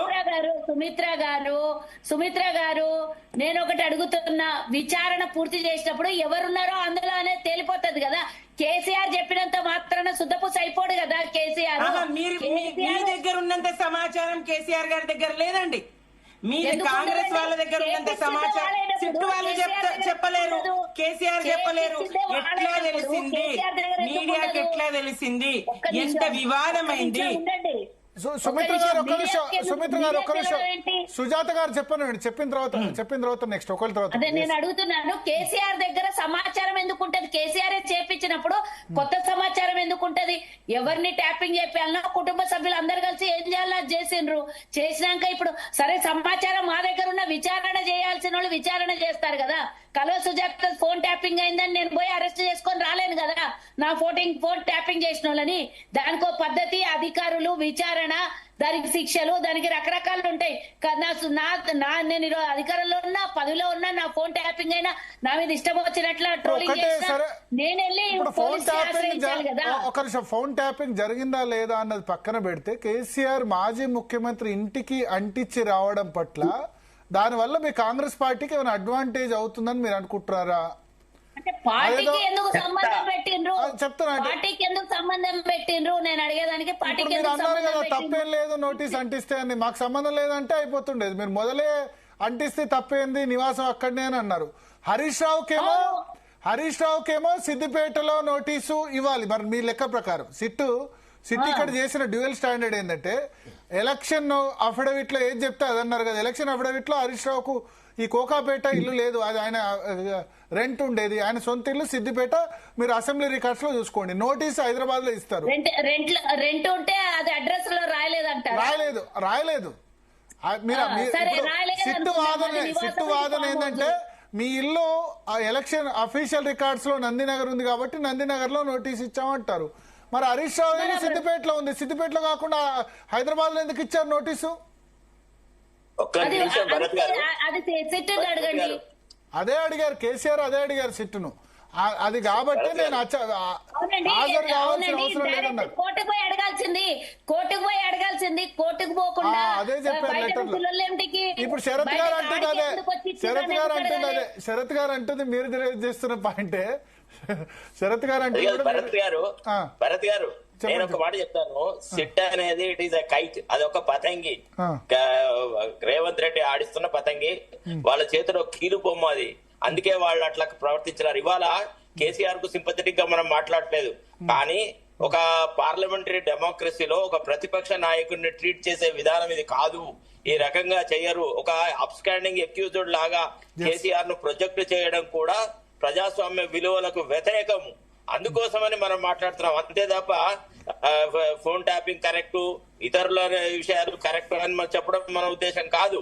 మీరు ఎట్లా ఏ కారణంతో తర్వాత ప్రభుత్వాధిపతులు ఇద్దరు, ప్రభుత్వ నేతలు ఇద్దరు మంత్రులు, ముఖ్యంగా ఎండోమెంట్ మినిస్టర్ తర్వాత పంచాయతీరాజ్ మినిస్టర్ ఇద్దరు కేసీఆర్ ఇంట్లో ఎర్రవెల్లిలోకి పోయి ఆయనకు ఇన్విటేషన్ ఇచ్చి ఆయన ఇచ్చిన ఆతిథ్యం స్వీకరించి వచ్చిన వాళ్ళు, మీకు ఆయన అడ్రస్ తెలియదా? ఒకవేళ అట్లాంటి సంఘటనలు జరుగుతున్నా ముఖ్యమంత్రి ఎట్లా ప్రివేల్ అయ్యేవాడు? మీకు బుద్ధి ఉందా? పోలీస్ డిపార్ట్మెంట్ మీరు అట్లెట్లా చేస్తారయ్యా? మాకు అనవసరంగా చెడ్డ పేరు తీసుకొస్తున్నారు. మీరు కేసీఆర్ ఇంట్లో పోయి అంటారు. కేసీఆర్ గౌరవప్రదమైన వ్యక్తి, నిండా నూరేళ్లు ఉండాలి, 100 సంవత్సరాలు ఉండాలి. ఆయన చావు నేను కోరలేదని రేవంత్ రెడ్డి అనడం లేదా? అంటే మీరు మాటలలో ఒక తీరుగా చేతలలో ఒక తీరుగా ప్రవర్తించే విధానం అంటే ఇది మీరు ఒకటి గమనించండి. రేవంత్ రెడ్డి యొక్క నీచమైన స్వభావము రాను రాను రాను రాను బయటికి వస్తూనే ఉంది. ఇది this is not the way how you conduct as the chief minister of state. ఒక ప్రతిపక్ష నాయకుడి పట్ల ప్రదర్శించే విధానం అయితే ఇది కాదు. ఈవెన్ ఆర్డినరీ అక్యూజ్డ్ అయినా కానీ అసలు ఒక డిఫరెంట్ వేలో డీల్ చేస్తుంటుంది. ఇది కేసీఆర్ కాబట్టి అది ఆయనకి అవమానపరిచినారు. ఆయన వయసుకు గౌరవం ఇవ్వలేదు, ఆయన అనుభవానికి గౌరవం ఇవ్వలేదు, ఆయన మాజీ ముఖ్యమంత్రి అయిన ఒక స్టేటస్ కు గౌరవించలేదు. ఆయన గోడ కత్తిచ్చి వస్తారా? యా ఒకసారి తెలంగాణ విఠల్ గారు ఒపీనియన్ కనుక్కుందాం. చాలాసేపు జైన్ అయ్యి. తెలంగాణ విఠల్ గారు నమస్కారం సార్, బాగున్నారా? బాగున్నాను. ఏమనుకుంటారు లాస్ట్ 10 రోజులుగా జరుగుతున్న పరిణామాలు హరీష్ రావు నుంచి మొదలు పెడితే ఇవాళ వరకు? సార్ ఇప్పుడు మా శరత్ అన్న లీగల్ పాయింట్స్ చెప్తున్నారు. శరత్ సార్, మా కాల్లో సుజాత అక్క, ఇంకో మేడం ఎవరు, సుమిత్ర. నమస్కారం అండి. జీటీవీ వేదికగా ఒక జర్నలిస్ట్ గా మా ఇస్మాయిల్ అన్న కూడా కనబడుతున్నారు. ఇంకోసారి ఎవరన్నా అన్న, ఇప్పుడు భరత్ గారు, మీ ద్వారా ఒక జర్నలిస్ట్ గా, తెలంగాణ ఉద్యమకారుడుగా కొన్ని విషయాలు మీ దృష్టికి తీసుకెదలుచుకుంటున్నా. నేను ఏ రాజకీయ పార్టీతో డిస్కస్ చేయడానికి రాలేదు, ఇక్కడ ఎవరి మీద ఆరోపణలు చేయడానికి రాలేదు. ఒక వాస్తవాలు కొన్ని ప్రజలకు తెలియజేయాలని మీ ద్వారా. సార్, ఇప్పుడు జనరల్ గా టెలిఫోన్ ట్యాపింగ్ అనేది, ఫోన్ ట్యాపింగ్ అనేది బ్రిటిష్ సామ్రాజ్యం నుంచి కూడా ప్రభుత్వాలు విద్రోహ చర్యలు గాని, తీవ్రవాద చర్యలు గాని, టెర్రరిస్ట్ యాక్టివిటీస్ చేయడానికి, అది అఫీషియల్ గా చేయడానికి ఒక సిస్టమ్ ఉంది. ఇప్పుడు మన భరత్ గారు వినపడుతుందా? వినపడుతుంది, చెప్పండి. ఇప్పుడు coming to the Congress government వచ్చినాక జరిగిన అరెస్టులు చూస్తే, ఫస్ట్ తిరుపతన్న అని, తిరుపతన్న యాదవ్ అని ఒక ఏసీపీని అరెస్ట్ చేశారు. తర్వాత భుజంగరావు గారిని అరెస్ట్ చేశారు. తర్వాత ప్రణీత్ రావు గారిని అరెస్ట్ చేశారు. శ్రావణ్ రావు గారిని అరెస్ట్ చేశారు. ఈ రాధాకిషన్ రావు గారిని కూడా అరెస్ట్ చేశారు. వీళ్ళంతా ఎవరంటే కింద స్థాయి ఏసీపీ లెవెల్ వ్యక్తులు, డిఎస్పీ లెవెల్ వ్యక్తులు. రాధాకిషన్ రావు అనే ఒక retired police officer task force వరకు వచ్చింది. మరి వీళ్ళ బాసులు ఎవరంటే ప్రభాకర్ రావు గారు రిటైర్ అయినాక కూడా కేసీఆర్ గారు ఆయనకి ప్రమోషన్లు ఇచ్చారు. ప్రభాకర్ రావు గారు అమెరికాలో పోయి దాక్కున్నారు. మరి ఆయన నిజంగానే దాక్కున్నారా, హెల్త్ కండిషన్స్ వల్ల వెళ్ళింది అనేది ప్రజలందరి దృష్టిలో ప్రభాకర్ రావు గారి ప్రమేయం ఉంది కాబట్టి ఆయన అమెరికా పారిపోయిందని అందరికీ తెలుసు. అయితే ప్రభాకర్ రావుకి బాస్ ఎవరంటే ఇంటెలిజెన్స్ ఐజీ అప్పటి నవీన్ చంద్ గారు కావచ్చు, శివధర్ రెడ్డి గారు కావచ్చు. ఇంటెలిజెన్స్ ఐజీకి బాస్ ఎవరంటే అప్పటి డీజీపీ మహేందర్ రెడ్డి గారు. మహేందర్ రెడ్డి గారికి బాస్ ఎవరంటే అప్పటి హోమ్ సెక్రటరీ కొన్ని రోజులు గుప్తా గారు ఉన్నారు. గుప్తా సార్, హోమ్ సెక్రటరీ ఎవరుండే? శరత్ గారు గుప్తా గారు ఉండే. అంటే పోలీస్ డిపార్ట్మెంట్ లో ట్యాపింగ్ చేయాలంటే ఒక టెక్నికల్ కమిటీ ఉంటది, ఒక మానిటరింగ్ కమిటీ ఉంటది. ఈ రెండు కమిటీలకి పర్మిషన్ ఇచ్చే కమిటీలో చీఫ్ సెక్రటరీ శాంతాకుమారి గారు ఉంటారు, హోమ్ సెక్రటరీ గుప్తా గారు ఉంటారు, డీజీపీ గారు ఉంటారు, ఐజీ ఇంటెలిజెన్స్ శివధర్ రెడ్డి గారు అయితే శివధర్ రెడ్డి గారు, నవీన్ చంద్ గారు అయితే నవీన్ చంద్ గారు. సబ్జెక్ట్ టు కరెక్షన్ అప్పుడు ఎవరున్నారు? ఈ నలుగురు చాలా మంది ఉన్నారు ఇంటెలిజెన్స్ చీఫ్లు. శివధర్ రెడ్డి గారు 15-16 వరకే ఉన్నారు. ఆ తర్వాత నవీన్ చంద్, ఇంకా చాలా మంది మారుతూ వచ్చారులేండి. అయితే నేనేమంటున్నా అంటే అనిల్ కుమార్ ఉండేది. నేనేమంటున్నా అంటే భరత్ గారు, శరత్ గారు, మీరు క్లారిటీ ఇవ్వాలి. తిరుపతన్నని, భుజంగరావుని, శ్రవణ్ రావుని, ప్రణీత్ రావుని, రాధాకిషన్ రావుని, ప్రభాకర్ రావుని అరెస్ట్ చేసిన సిట్టు బృందము కాంగ్రెస్ పార్టీ ప్రభుత్వము నవీన్ చంద్ గారిని గాని, అనిల్ గారిని గాని, శివధర్ రెడ్డి గారు గాని, మహేందర్ రెడ్డి గారిని గాని, అప్పటి హోమ్ సెక్రటరీ గుప్తా గారు గారిని, చీఫ్ సెక్రటరీ శాంతకుమార్ గారు వీళ్ళెవ్వరిని చేయకుండా డైరెక్ట్ సీఎం కేసీఆర్, హరీష్ రావు, కేటీఆర్, సంతోష్ రావుని కూడా పిలిపించారు. సార్, నేను కొంచెం విఠల్ గారు మీరు చెప్పిన వాళ్ళందరినీ స్టేట్మెంట్ పిలిచారు. అయితే దీనిలో వీళ్ళందరూ విచారణ పూర్తయింది. మీరు చెప్పిన వాళ్ళందరినీ సార్ ఒక్క క్లారిటీ ఇవ్వండి. మహేందర్ రెడ్డి గారి స్టేట్మెంట్ గానీ, గుప్తా గారి statement, Shanthakumari chief secretary Shanthakumar గారి స్టేట్మెంట్ తీసుకున్నారా సార్? మహేందర్ రెడ్డి స్టేట్మెంట్ తీసుకున్నారు. మహేందర్ రెడ్డి ఏం చెప్పారంటే, డీజీపీకి ఏనాడు కూడా ఇంటెలిజెన్స్ చీఫ్ రిపోర్ట్ చేయలేదు, డైరెక్ట్ గా ముఖ్యమంత్రికి రిపోర్ట్ చేశారు. ఇప్పుడనే కాదు, ఉమ్మడి ఆంధ్రప్రదేశ్ రాష్ట్రం ఉన్నప్పటి నుంచి కూడా ఇదే సంస్కృతి ఉంది. ఎందుకంటే లా అండ్ ఆర్డర్, శాంతి భద్రతలు చీఫ్ మినిస్టర్ దగ్గర ఉంటాయి కాబట్టి డైరెక్ట్ గా ఇంటెలిజెన్స్ చీఫ్ రిపోర్టు చేసేవాళ్ళు. కాబట్టి ఈ కేసులో నాకు సంబంధం లేదని మహేందర్ రెడ్డి స్టేట్మెంట్ ఇచ్చారు. భరత్ గారు మీరు చాలా ముఖ్యమైన విషయం చెప్పారు. శరత్ గారు కరెక్ట్ చేయాలి. నాకున్న సమాచారం మేరకు నేను కూడా పబ్లిక్ పాలసీలో మాస్టర్స్ చేసిన, పోలీస్ యాక్ట్ ప్రకారం, టెలిగ్రాఫ్ యాక్ట్ ప్రకారము ఇప్పుడు సపోజ్ ఎవరిదన్నా ఫోన్ ట్యాపింగ్ చేయాలంటే compulsory home secretary permission, through DGP, through intelligence IG, compulsory chief secretary సంతకం కావాలి. టెక్నికల్ కమిటీలో ఎవరెవరు ఉంటున్నారు, మానిటరింగ్ కమిటీలో ఎవరెవరు ఉంటున్నారు, ఎవరి ఫోను ఎన్ని రోజులు ఎందుకు ట్యాప్ చేయాలనుకుంటున్నారు, ట్యాప్ చేసిన తర్వాత మళ్ళీ ట్యాప్ చేస్తున్నారా లేదా అనేది ప్రతి 1 month కి 2 months కి పర్మిషన్ తీసుకోవాలి. అయితే నేనేమంటున్నా అంటే అప్పటి టెక్నికల్ కమిటీలో ఎవరున్నారు, అప్పటి మానిటరింగ్ కమిటీలో ఎవరున్నారు అనేది తెలవాలి. ఇంకొక మీకు అసలు విషయం ఏంటంటే, టాస్క్ ఫోర్స్ చైర్మన్ రాధాకిషన్ రావు గారు, నాకు తెలిసిన ఒక ఎస్టీ మిత్రుడిదే, సంతోష్ రావు, రాధాకిషన్ రావు గారు కలిసి ఈ ట్యాపింగ్ ద్వారా ఒక ఎస్టీ వ్యక్తిని బెదిరించి బంజారాహిల్స్, జూబ్లీహిల్స్ ఏరియాలో 14 ఎకరాల భూమి కొట్టేసిరు. అంటే వీళ్ళు ట్యాపింగ్ దేనికోసం చేసిర్రు? రాజకీయ వ్యవహారాల కోసం చేసిర్రా, వ్యక్తిగత వ్యవహారాల కోసం చేసిర్రా, ప్రతిపక్ష నాయకుల్ని బెదిరించడానికి చేసిర్రా, లేకపోతే సొంత కుటుంబ సభ్యులు? కవిత గారు చెప్పారు, నా భర్తది నా ఫోన్ ట్యాపింగ్ చేసిర్రు, ఇంతకన్నా దుర్మార్గం ఉండదు అంటారు. అదే విధంగా సంతోష్ రావు పాత్ర అయింది, హరీష్ రావు పాత్ర అయింది, ఈ ప్రణీత్ రావు అనేటోడు ఎవడు? ఎందుకు కాంగ్రెస్ పార్టీ అధికారంలోకి రాగానే ఇమీడియట్ గా ఆయన హార్డ్ డిస్క్లన్నీ కట్టర్లతో, వెల్డింగ్ కట్టర్లతో కట్ చేసి మూసీ నదిలో పడేసిండు. మరి పడేయాల్సిన అవసరం ఇప్పుడు ఓపెన్ గా భరత్ గారు, శరత్ గారు మీరు చెప్పాలి. ప్రణీత్ రావు అనేటోడు రాధాకిషన్ రావు గారి సూచనల మేరకు కాంగ్రెస్ పార్టీ అధికారంలోకి రాగానే మొత్తం మూసీ నదిలో పడేసిర్రు. కొన్నేమో హార్డ్ డిస్కులు తగలబెట్టిర్రు. తగలబెట్టడం చేతకారమని ఇనుప కట్టర్లతో కట్ చేసి సీసీటీవీలు పలగొట్టి ఆ ఆఫీస్ లోకి వెళ్ళి తీసుకొచ్చిన న్యూస్ కాంగ్రెస్ పార్టీ అధికారంలో రాగానే వచ్చింది. మరి శ్రవణ్ రావు, ప్రణీత్ రావు, రాధాకిషన్ రావు, ప్రభాకర్ రావు ఈ నలుగురు డైరెక్ట్ కేసీఆర్ తో చేసిర్రా? వీళ్ళకి ప్యారలల్ గా ఐ న్యూస్ ఆఫీసులో ఒక టీము గవర్నమెంట్ ప్యారలల్ గా గవర్నమెంట్ నడిచింది అనేది మనకు తెలుస్తుంది. పెగాసిస్ అనేది ఇజ్రాయెల్ నుంచి సాఫ్ట్వేర్ గవర్నమెంట్ కొన్నదా? నాకున్న ఇన్ఫర్మేషన్ ఏంటంటే అప్పటి ఎమ్మెల్సీ నవీన్ రావు ఇజ్రాయిల్ నుంచి పెగాసిస్ లాంటి సాఫ్ట్వేర్లు తేవడంలో డబ్బులు పెట్టి కొనుక్కొచ్చి ఐ న్యూస్ ఆఫీస్ లో హరీష్ రావుకి తెలుసు, శ్రవణ్ రావుకి తెలుసు, ప్రవీణ్ రావుకి తెలుసు, సంతోష్ రావుకి తెలుసు. అంటే ఒకవైపు గవర్నమెంట్ ఏజెన్సీతో చేయించాల్సింది గవర్నమెంట్ తో చేయించారు, ఇంకోవైపు వీళ్ళు ప్యారలల్ గవర్నమెంట్ నడిపారు. రాధాకిషన్ రావు, ప్రభాకర్ రావు, ఈ ప్రణీత్ రావు సపోర్ట్ తోటి. మరి ఇప్పుడు కింది స్థాయిలో ఉన్న వ్యక్తుల్ని సిట్ ఇంట్రాగేట్ చేసింది, జైలుకు పంపించింది, వాళ్ళు బెయిల్ మీద వచ్చారు.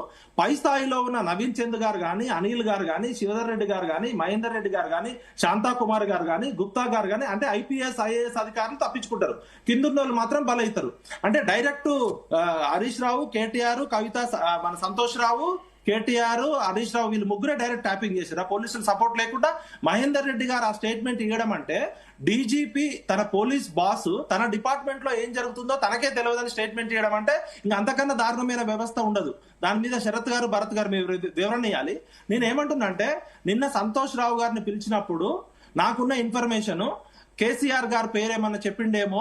ఎందుకంటే సంతోష్ రావు తప్పించుకోవడానికి కాంగ్రెస్ పార్టీ ప్రభుత్వానికి 100 కోట్ల రూపాయల లంచం ఆఫర్ చేసిండని ఒక ఆరోపణ పోలీస్ డిపార్ట్మెంట్ లో నాకున్న ఇన్ఫర్మేషన్ ద్వారా వస్తుంది. సంతోష్ రావు అనే వ్యక్తి తన సొంత కుటుంబ సభ్యుల మీద కూడా ఫోన్ ట్యాపింగ్ చేసిండు. హరీష్ రావు రాజకీయంగా వాడుకున్నాడు.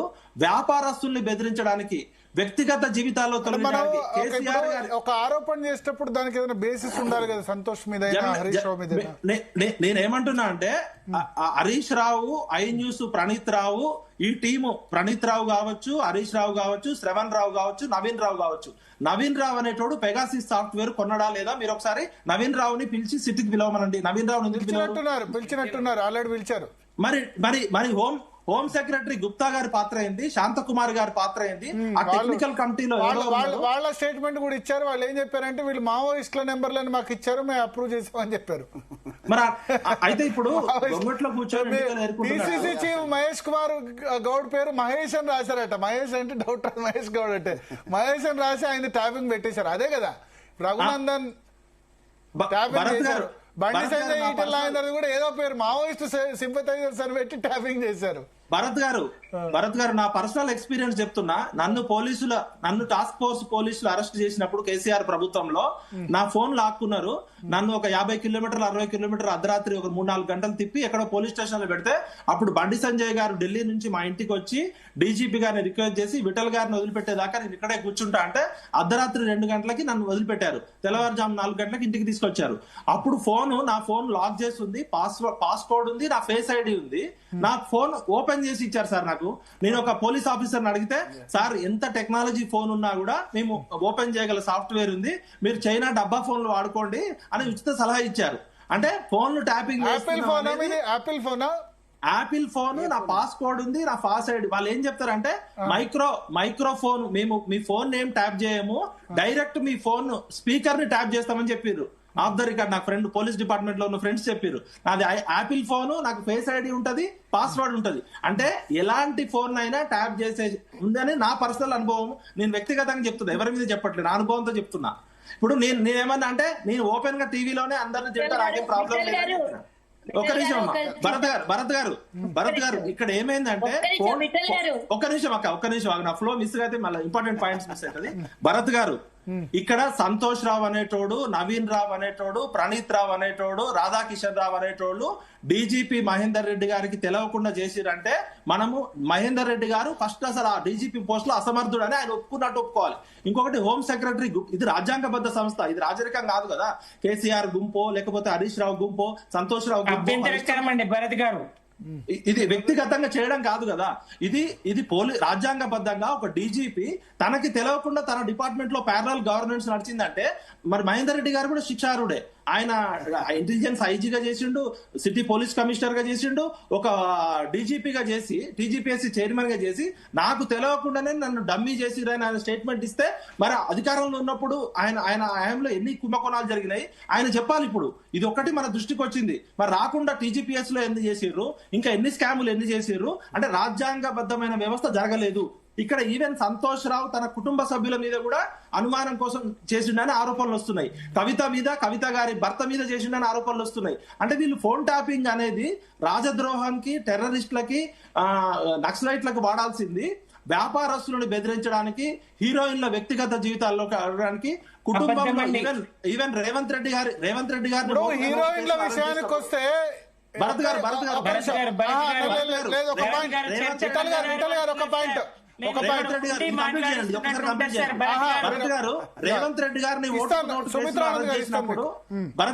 రేవంత్ రెడ్డి గారిని ఓటుకు నోటు కేసులో అరెస్ట్ చేసినప్పుడు స్టీవెన్సన్ అనే ఫోన్ ట్యాపింగ్ అయింది, రేవంత్ రెడ్డి ఫోన్ ట్యాపింగ్ అయింది. అప్పుడు ఇదే మహేందర్ రెడ్డి గారు ఉన్నారు, సుమతి రెడ్డి గారు ఉన్నారు. అప్పుడు కూడా దయాకర్ రావు గారు ఫోన్ కూడా ఇన్ఫర్మేషన్ చేశారు. మరి రేవంత్ రెడ్డి గారు ప్రభుత్వంలోకి వచ్చినాక మహేందర్ రెడ్డి గారిని ఏమన్నారు, శివధర్ రెడ్డి గారిని ఏమన్నారు అంటే అప్పుడు బీఆర్ఎస్ గవర్నమెంట్ లో ఈ దొంగ పనికి సపోర్ట్ చేసిన పోలీస్ ఆఫీసర్లు ఇప్పుడు కాంగ్రెస్ గవర్నమెంట్ వచ్చినాక బీఆర్ఎస్ కి సపోర్ట్ చేస్తారు. అంటే ఈ పోలీస్ ఆఫీసర్లు, టాప్ లెవెల్ ఆఫీసర్లు, ప్రభుత్వాలు మారుతాయి కానీ వీళ్ళు అప్పుడు దొంగతనం చేసిన ఆఫీసర్లు ఇప్పుడు మళ్ళీ దొంగలకు సద్దులు మోస్తారు. అంటే ఎలాంటి వ్యవస్థలో ఉన్నాం అనేది మహేందర్ రెడ్డి గారు ఇచ్చిన స్టేట్మెంట్ బట్టి మనకు అర్థమవుతుంది. ఖచ్చితంగా ఫోన్ ట్యాపింగ్ జరిగింది అనేది, ఫోన్ ట్యాపింగ్ జరిగింది, వాళ్ళకి శిక్ష పడాలి. లేకపోతే ప్రజలని మభ్యపెట్టి డైవర్షన్ పాలిటిక్స్ నడుస్తున్నాయని అనుకోవాలి. ఫైనల్ గా కేసీఆర్ విచారణ తీరు మీద మీ ఒపీనియన్ ఏంది సార్? ఇప్పుడు చట్టం ముందు అందరూ సమానులే అంటాం. అది కేసీఆర్ గారు, పివి నరసింహారావు గారు లాంటి వాళ్ళే బోన్కెక్కిన జార్ఖండ్ ముక్తి మోర్చా శిబు సోరెన్ కేసు. చట్టం ముందు ఎవరైనా సమానులే. నేనేమంటున్నా అంటే కేసీఆర్ గారికి వ్యక్తిగతంగా ఆరోగ్య రీత్యా లేకపోతే పెద్ద మనిషి రీత్యా చట్టంలో ఏమన్నా వెసులుబాటు ఉండొచ్చు కానీ ఆయన ఏం చట్టానికి అతీతుడు కాదు. ఇంకొకటి, ఒక రాజకీయ పార్టీ అధికారంలో ఉన్నప్పుడు ఇంకో ప్రతిపక్ష పార్టీ నాయకుల మీద బురద చల్లడం తప్ప ఈ భారతదేశంలో 80 సంవత్సరాల్లో ఒక రాజకీయ పార్టీ ఇంకో రాజకీయ నాయకులను అరెస్ట్ చేసి ఆస్తులు జప్తు చేసిన సంఘటన ఉండదు. మీ కుక్క అరిచినప్పుడు బావుబావు అని మా కుక్క అరుస్తుంది. ఎందుకంటే రేపు ఒక కాంగ్రెస్ పార్టీ, ప్రసాద్ యాదవ్, చౌతాలా, సుఖ్రామ్ వీళ్ళందరూ అరెస్ట్ అయ్యి జైలు శిక్ష కూడా అనుభవించారు. అంటే తక్కువ సార్. ఇప్పుడు కేసులు ఎన్ని అవుతున్నాయి సార్? సుప్రీంకోర్టులోనే 30 కోట్ల కేసులో 3 కోట్ల కేసులో పెండింగ్ లో ఉన్నాయి. రాజకీయ నాయకుల అవినీతిని జప్తు చేసిన సందర్భాలు ఉండవు. రేపు పొద్దున రేవంత్ రెడ్డి అన్నదమ్ముల్లో రేవంత్ రెడ్డి టీమ్ లో పనిచేసిన వాళ్ళు రేపు జైలుకు పోవద్దంటే ఇప్పుడు టీఆర్ఎస్ లో ఉన్న వాళ్ళని కాపాడాలి. అంటే మీ పార్టీ అధికారంలో ఉన్నప్పుడు మా పార్టీ నాయకుల మీద అడావుడు చేస్తారు, ఇంకో పార్టీ అధికారం, ఎందుకంటే ఇద్దరిని సేవ్ చేసేది రాజకీయ పార్టీలే. ఇప్పుడు నిజంగా రేవంత్ రెడ్డి గారికి చిత్తశుద్ధి ఉంటే ఈ అన్ని స్కాములలో వీళ్ళని బొక్కలో వేయాలి కదా. ఎందుకు వేయట్లే? 2 సంవత్సరాలు ఎట్లా నిర్ధారిస్తారు విఠల్ గారు? ఒక నిమిషం మేడం, మీరు మన తర్వాత మీతో చర్చకు వస్తా. రాజకీయ పార్టీలు ప్రజలని మభ్యపెట్టడము, డైవర్షన్ పాలిటిక్స్ మాత్రమే చేస్తున్నాయి. నిజంగా శిక్ష పడితే రేవంత్ రెడ్డి గారికి చిత్తశుద్ధి ఉంటే గొర్రెల స్కామ్ ఏమైంది, ఈ కార్ స్కామ్ ఏమైంది, ఒక ఆయన ట్రాన్స్పోర్ట్ కమిషనర్ 11 పర్మిషన్లు ఇచ్చి 2 కిడ్నీలు ఫెయిల్ అయ్యాయని అమెరికా వెళ్ళిపోయాడు. మీకు 100 ప్రూఫ్లు ఇస్తా భరత్ గారు. 100 మంది టీఆర్ఎస్ హయాంలో ఎంతమంది స్కాములు చేసారో కావాలంటే మీ స్పెషల్ డిబేట్ పెట్టండి. రేవంత్ రెడ్డి గారిని రిక్వెస్ట్ చేస్తున్నా, దయచేసి మీ రాజకీయ అవసరాల కోసం వాడుకోకండి, ప్రజల్ని శిక్ష పడాలి. ఓకే, సుమిత్రానంద్ గారు. ఎస్, తెలంగాణ విఠల్ గారు, మీరే అన్ని విచారణలు పూర్తి చేసినట్టున్నారు. ఇక సిట్టు గిట్టు ఏం అవసరం లేదండి. కాంగ్రెస్ పని అంతా, సిట్టు పని అంతా విఠల్ గారు చేసినట్టే చెప్తున్నారు. ఏదైనా భూమి చేసుకోవడానికి దానికి అవసరమా? మీరు వాళ్ళ మీద ఉన్నటువంటి వ్యక్తిగతమైన అభిప్రాయాల్ని దీనికి ఆపాదించి, టెలిఫోన్ ట్యాపింగ్ ఆపాదించి వాళ్ళు ఏదో నేరస్తులైనట్టు ముద్ర వేయడం అయితే అది సంతోష్ రావు గారినో, హరీష్ రావు గారినో, ఇంకొకరినైనా జరిగింది అని కన్ఫామ్ గా ఏ విచారణ లేకుండా మీరు ఎట్లా చెప్తారు? చేస్తారు. టెలిఫోన్ ట్యాపింగ్ జరిగిందని, దాని వల్ల ఎవరిదో 14 ఎకరాల భూమి రాయించుకోగలిగిరని. ట్యాపింగ్ కు భూమి రాయించుకోవడానికి ఏమైనా సంబంధం ఉందా అండి? ఏం మాట్లాడుతున్నారు? ఇదే ముద్ర. ఎందుకు కేసీఆర్ గారు విచారణకు వస్తున్నారని శరత్ గారు ఇందాక అన్నారు కదా, ఈ దుష్ప్రచారాలను నిలువరించడానికే. ఇందాక సుజాత గారే ఆయన ఏం పని చేస్తారు, ఎందుకు ఎన్నికల ప్రచారానికి వెళ్తారా, ఎందుకు ఆయన అన్నారంటే ఆ ఒక్కరోజే అడిగినరు. బీఫామ్ల మీద సంతకాలు అవసరం కాబట్టి ఆ ఒక్కరోజు ఏమని అడిగారు, కానీ మున్సిపల్ ఎన్నికలు అయ్యే వరకు అని అడగలేదు. విపరీతమైన దుష్ప్రచారాలు, తెలంగాణ వ్యతిరేకులైతేనేంది, టీఆర్ఎస్ బీఆర్ఎస్ వ్యతిరేకులైతేనేంది, కాంగ్రెస్ అయితేనేంది, ఈ దుష్ప్రచారాల నుంచి తప్పించాలి కదా, ఈ దుష్ప్రచారం నిజం కాదని చెప్పాలి కదా. అందుకే వీళ్ళు సరైన పద్ధతిలో సిట్ నోటీసులు ఇవ్వకున్నా, అవమానించిన, ఆ ఇంట్లో ఎవరు లేని సందర్భంలో, మరి కేవలం సెక్యూరిటీ ఉన్న సందర్భంలో గోడకు రాత్రి 9 గంటలకు అతికించిన, అవన్నీ మరి పెద్ద మనసు చేసుకొని కేసీఆర్ గారు వాటినన్నిటి లీగల్ గా ఎదుర్కోవచ్చు. రచనారెడ్డి లాంటి వాళ్ళే నేను విన్నా, భరత్ గారు మీ చర్చల్లోనే విన్నాను అనుకుంటా, అట్లాంటి వాళ్ళే అభిప్రాయాలు చెప్తా ఉన్నారు. ఏ రకంగానూ ఇది చెల్లదు, ఈ నోటీసు 160 సిఆర్పిసి కింద ఈ నోటీస్ చెల్లదు, ఎక్కడుంటే అక్కడికి వెళ్లి విచారణ చేయాలి. పక్క రాష్ట్రాల్లో ఉంటే వెళ్ళడం లేదా, ఎక్కడుంటే చట్టానికి ఎవరు అతీతులు కాదంటారు విఠల్ గారు. చట్టానికి ఎవరు అతీతులు కాదు. అవును కాదు, కానీ ఆ వయసుకుంది కదా, 60 సంవత్సరాలు దాటిన వాళ్ళు ఎక్కడ అవును అక్కడికి వెళ్ళాలి. 160 సిఆర్పిసి చట్టంలో ఉన్న దాని ప్రకారం అక్కడికే వెళ్ళాలి. మరి ఫస్ట్ టైం ఎందుకు తీసుకున్నారు నోటీసు నందినగర్ లో? ఆ సమయంలో మీరు అక్కడ ఉండనప్పుడు ఏం చెప్పాల్సిందంటే ఎర్రవెల్లిలో నోటీస్ ఇవ్వండి అని చెప్పాల్సింది. ఫస్ట్ టైం మీరు నోటీస్ అక్కడ ఎందుకు తీసుకున్నారు? అక్కడ పిఏ ఉన్నారు, అందుబాటులో తీసుకున్నారు. రెండోసారి కేసీఆర్ గారు సమాధానం ఇస్తూ చెప్పిండ్రు, నేను ఇక్కడున్నా, ఇక్కడ విచారించండి, నేను సహకరిస్తాను. ట్యాపింగ్ ముందు చెప్పినట్టుగానే ట్యాపింగ్ తో మాకు సంబంధం లేదు, వాళ్ళు ఎట్లా సమాచారం తెచ్చిండ్రో ఇంటెలిజెన్స్ మాకు సమాచారం తెస్తారు, ఇస్తారు, వాళ్ళు ఏ రకంగా తెచ్చిండ్రో మాకు సంబంధం ఉండదని క్లియర్ గా చెప్పిండ్రు. ఇప్పుడు దానికి సినిమా హీరోయిన్లే చేసిండ్రు, వాళ్ళే చేసిండ్రు, వీళ్ళే చేసిండ్రు, ప్రైవేట్ వ్యక్తులే చేసిండ్రు, కుటుంబ సభ్యులే చేసిండ్రు. ఇవన్నీ ఏం ప్రచారాలు, ఎట్లా, ఎవరిచ్చిండ్రు ఈ ఇన్ఫర్మేషన్, ఎవరిచ్చిండ్రు, ఎక్కడి నుంచి వచ్చింది? ఇదే కదా ప్రశ్న. సిట్టు చెప్పలేదు, ప్రభుత్వం చెప్పలేదు, ఎక్కడి నుంచి ఇన్ఫర్మేషన్ వచ్చింది, ఎందుకు ఈ దుష్ప్రచారం, ఎందుకు బీఆర్ఎస్ మీద బురద జల్లుతారు? భరత్ గారు దయచేసి నేను చెప్పేటప్పుడు క్రాస్ టాక్. భరత్ గారు, జరిగిన వరుస సంఘటనలు సాక్షాత్తు కేసీఆర్ గారు కుమార్తెనే చెప్పింది, ఎవరో చెప్పాల్సిన అవసరం లేదు. మీరు రేవంత్ రెడ్డి గారు కాదండి, మీరు రేవంత్ రెడ్డి గారు ఇంతకుముందు విఠల్ గారు చెప్పినట్టు రేవంత్ రెడ్డి గారు సమర్థవంతంగా చర్యలు తీసుకోకపోయినందుకే మీరందరూ వచ్చి వినిపిస్తలేదా మేడం? ఇప్పుడు ఓకే. మీరు తెలంగాణలో ఇప్పుడు నడుస్తున్న ప్రభుత్వము, రేవంత్ రెడ్డి గారి ప్రభుత్వము చేష్టలుడికి చూస్తుంది కాబట్టి మీ ఆటలన్నీ సాగుతున్నాయి. వారు సమర్థవంతంగా చర్యలు తీసుకుంటే గివన్ ఎందుకుంటుండే, ఇన్ని సంవత్సరాలు మీరు నోటీసుల మీద నోటీసులు, విచారణ మీద విచారణ, సంవత్సరాల తరబడి మీరు వస్తారు పోతారు, ఆడ ఈడ, farm house, Nandinagar, police station అనుకుంటా. అది కాదు సుమిత్ర గారు, మీ మనస్సాక్షి మీ గుండె మీద చేసుకొని చెప్పండి, ఫోన్ ట్యాపింగ్ జరగలేదా? జరగలేదా తెలంగాణలో? ఒక్కరు చెప్పమని చెప్పండి, ఎవరు చెప్తారు? తెలంగాణలో ఉన్న ప్రతి బిడ్డ మీద ఫోన్ ట్యాపింగ్ జరిగింది. చిన్న పెద్ద తేడా లేదు. మా బండి సంజయ్ గారు ఎన్ని అరెస్ట్ చేసిందండి. ఈటల రాజేందర్ గారి ఫోన్ ట్యాపింగ్ జరగలేదా? రఘునందన్ రావు గారిని దుబ్బాక ఉప ఎన్నికల సందర్భంలో రఘునందన్ రావు గారు ఫోన్ ట్యాపింగ్ లేకుండానే కార్ మీద అటాక్ చేసింది. కాంగ్రెస్ చిచ్చుబడి అది కాదండి సుమిత్ర గారు, ఒక విషయం, రాజకీయాలకు అతీతం మా కుటుంబాలు. మీరు ఇన్ని సంవత్సరాలుగా మీరు ఆడుతున్న ఆటలు మొత్తం ఖతం అయిపోయినాయి, ప్రజలకు అర్థమైంది. ఇప్పుడుండే అధికారులకి లేకుంటే ఇప్పుడుండే ప్రభుత్వానికి అర్థం కాలే గానీ ప్రజలకు అర్థమైంది కాబట్టి మిమ్మల్ని ఇంటికి పరిమితం చేసిర్రు. మీకు అది అర్థమైతలేదు, అయినా మీకు ఇంకా అహంకారం తగ్గట్లేదు. మేము 10 సంవత్సరాలు మీరు అధికారంలో ఉండి అహంకారపూరిత ధోరణితో ఎవరినైనా ఏమన్నా చేయొచ్చు. ఒక అందరినీ తుదమిట్టి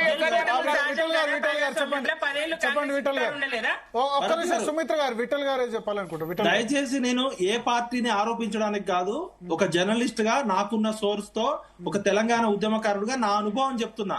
నా ఫోనే లాక్ ఓపెన్ చేసి ఇచ్చారు, అది నా స్వయం అనుభవము.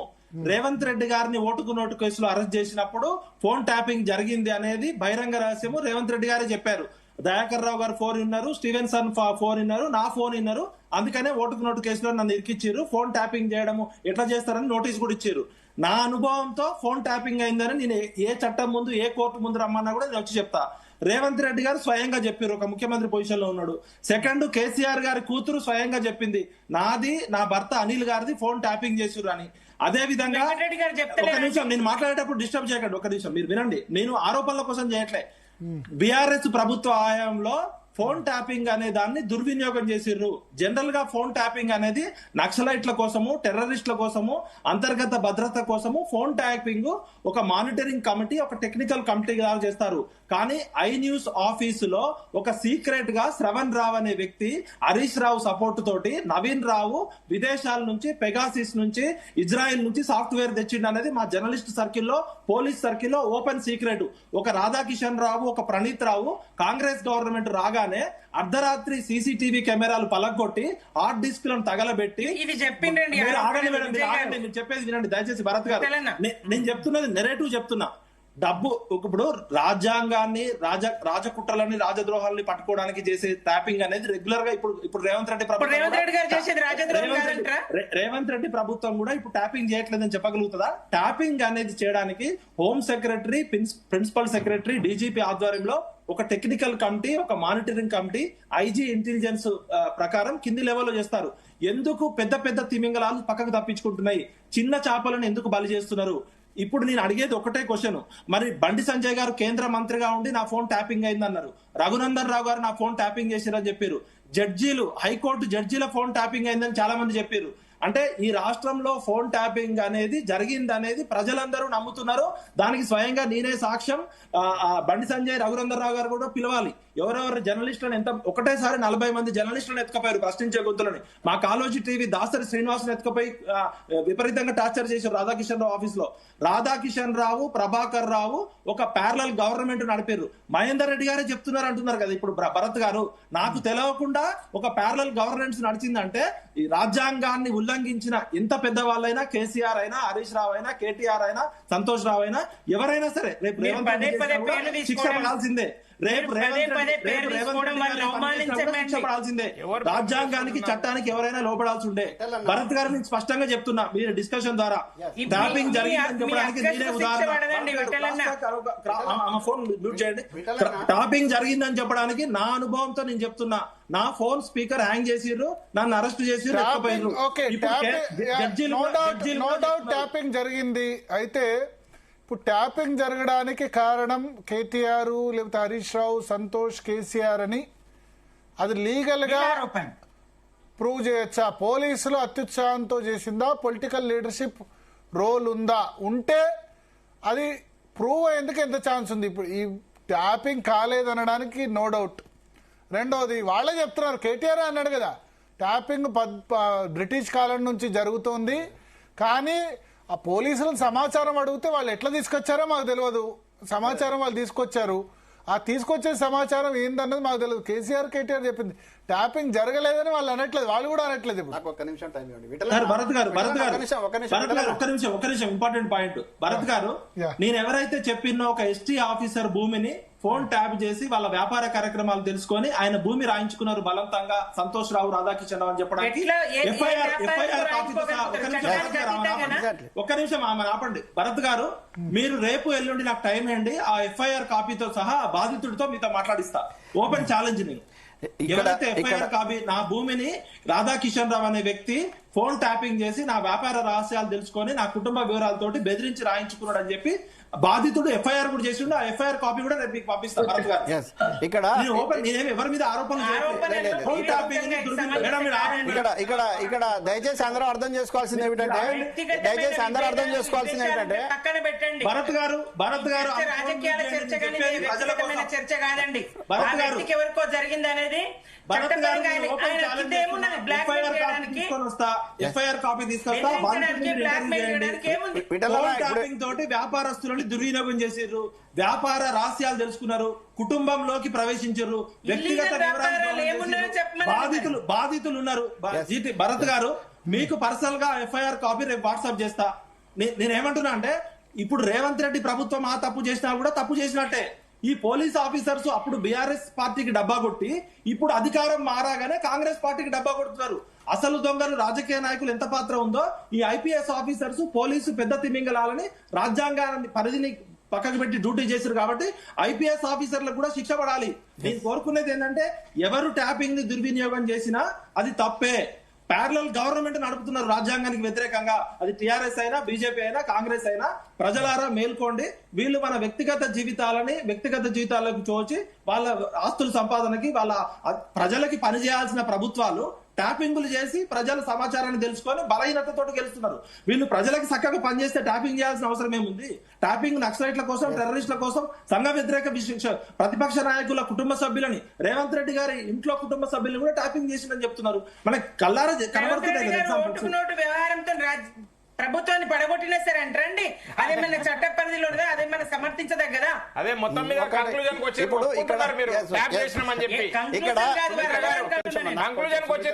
కొద్దిసేపు ఆగమనండి. ఎందుకంటే ఇక్కడ మనం అర్థం చేసుకోవాల్సింది, పాపం విఠలన్న అప్పటి నుంచి మాట్లాడుతా ఉన్నాడు, ఇది మన అరణ్య రోదనగానే మారింది. విఠలన్న ఇప్పుడు జ్ఞానం పెరిగిన శాస్త్రంగా, అది మానవ ప్రగతికి అస్త్రంగా, తరతరాల త్యాగంగా, అంటే ఈ త్యాగాలన్నీ చేసి విజ్ఞానం పెరిగిన తర్వాత ఆ విజ్ఞానాన్ని కూడా ఎవరైతే ప్రజాస్వామ్యాన్ని గౌరవిస్తామనో, రాజ్యాంగాన్ని గౌరవిస్తామనో, అధికారంలోకి వచ్చి పాలన చేయాల్సిన వాడు చెవులు కళ్ళు మూసుకొని రాజ్యాన్ని నడపాల్సిన వాడు రాజ్యాంగేతర శక్తికి బాధ్యతలు అప్పగిస్తే, పాపం డీజీపీ మాత్రం చేతులెత్తక ఏం చేస్తాడన్నా?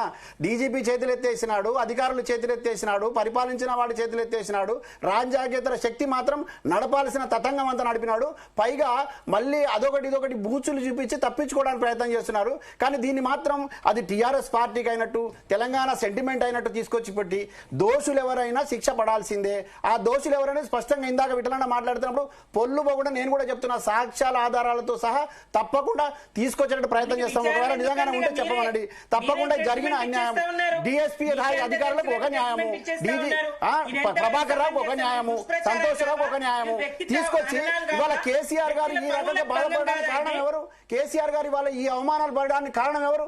కేసీఆర్ గారు ఇవాళ బాధపడుతున్నారని మనకు కూడా చాలా బాధ ఉంది, ఆవేదన ఉంది. ఈ తెలంగాణ సమాజానికి మచ్చ వచ్చేటటువంటి పరిస్థితి, తెలంగాణ ప్రజలకు మచ్చ వచ్చేటటువంటి పరిస్థితి. చాలా కష్టపడి సాధించుకున్నాం. మాకే ఎక్కువ ఆవేదన ఉంటుంది. మీరు బీఆర్ఎస్ పార్టీలో ఉన్న వాళ్ళకు, ఆయన అనుమానులకో కాదు, ఈ తెలంగాణ తెచ్చుకున్న వాళ్ళకు మాకెక్కువ ఆవేదన ఉంటుంది. అబాసుపాలు చేసినారు, అవినీతిలో కూరుకుపోయేటట్టు చేసినారు, ఇక్కడ ఉన్నటువంటి వ్యవస్థను భ్రష్టు పట్టించినారు, రాజ్యాంగేతర శక్తికి బాధ్యతలు అప్పగించి డీజీపీ మాట్లాడాల్సిన చోట, ఇంటెలిజెన్స్ ఆఫీసర్ మాట్లాడాల్సిన చోట ఈ రాజ్యాంగ శక్తి ఉంటాడు, కుటుంబ సభ్యులను చేస్తాడు, ఇష్టం వచ్చినట్టు చేస్తాడు.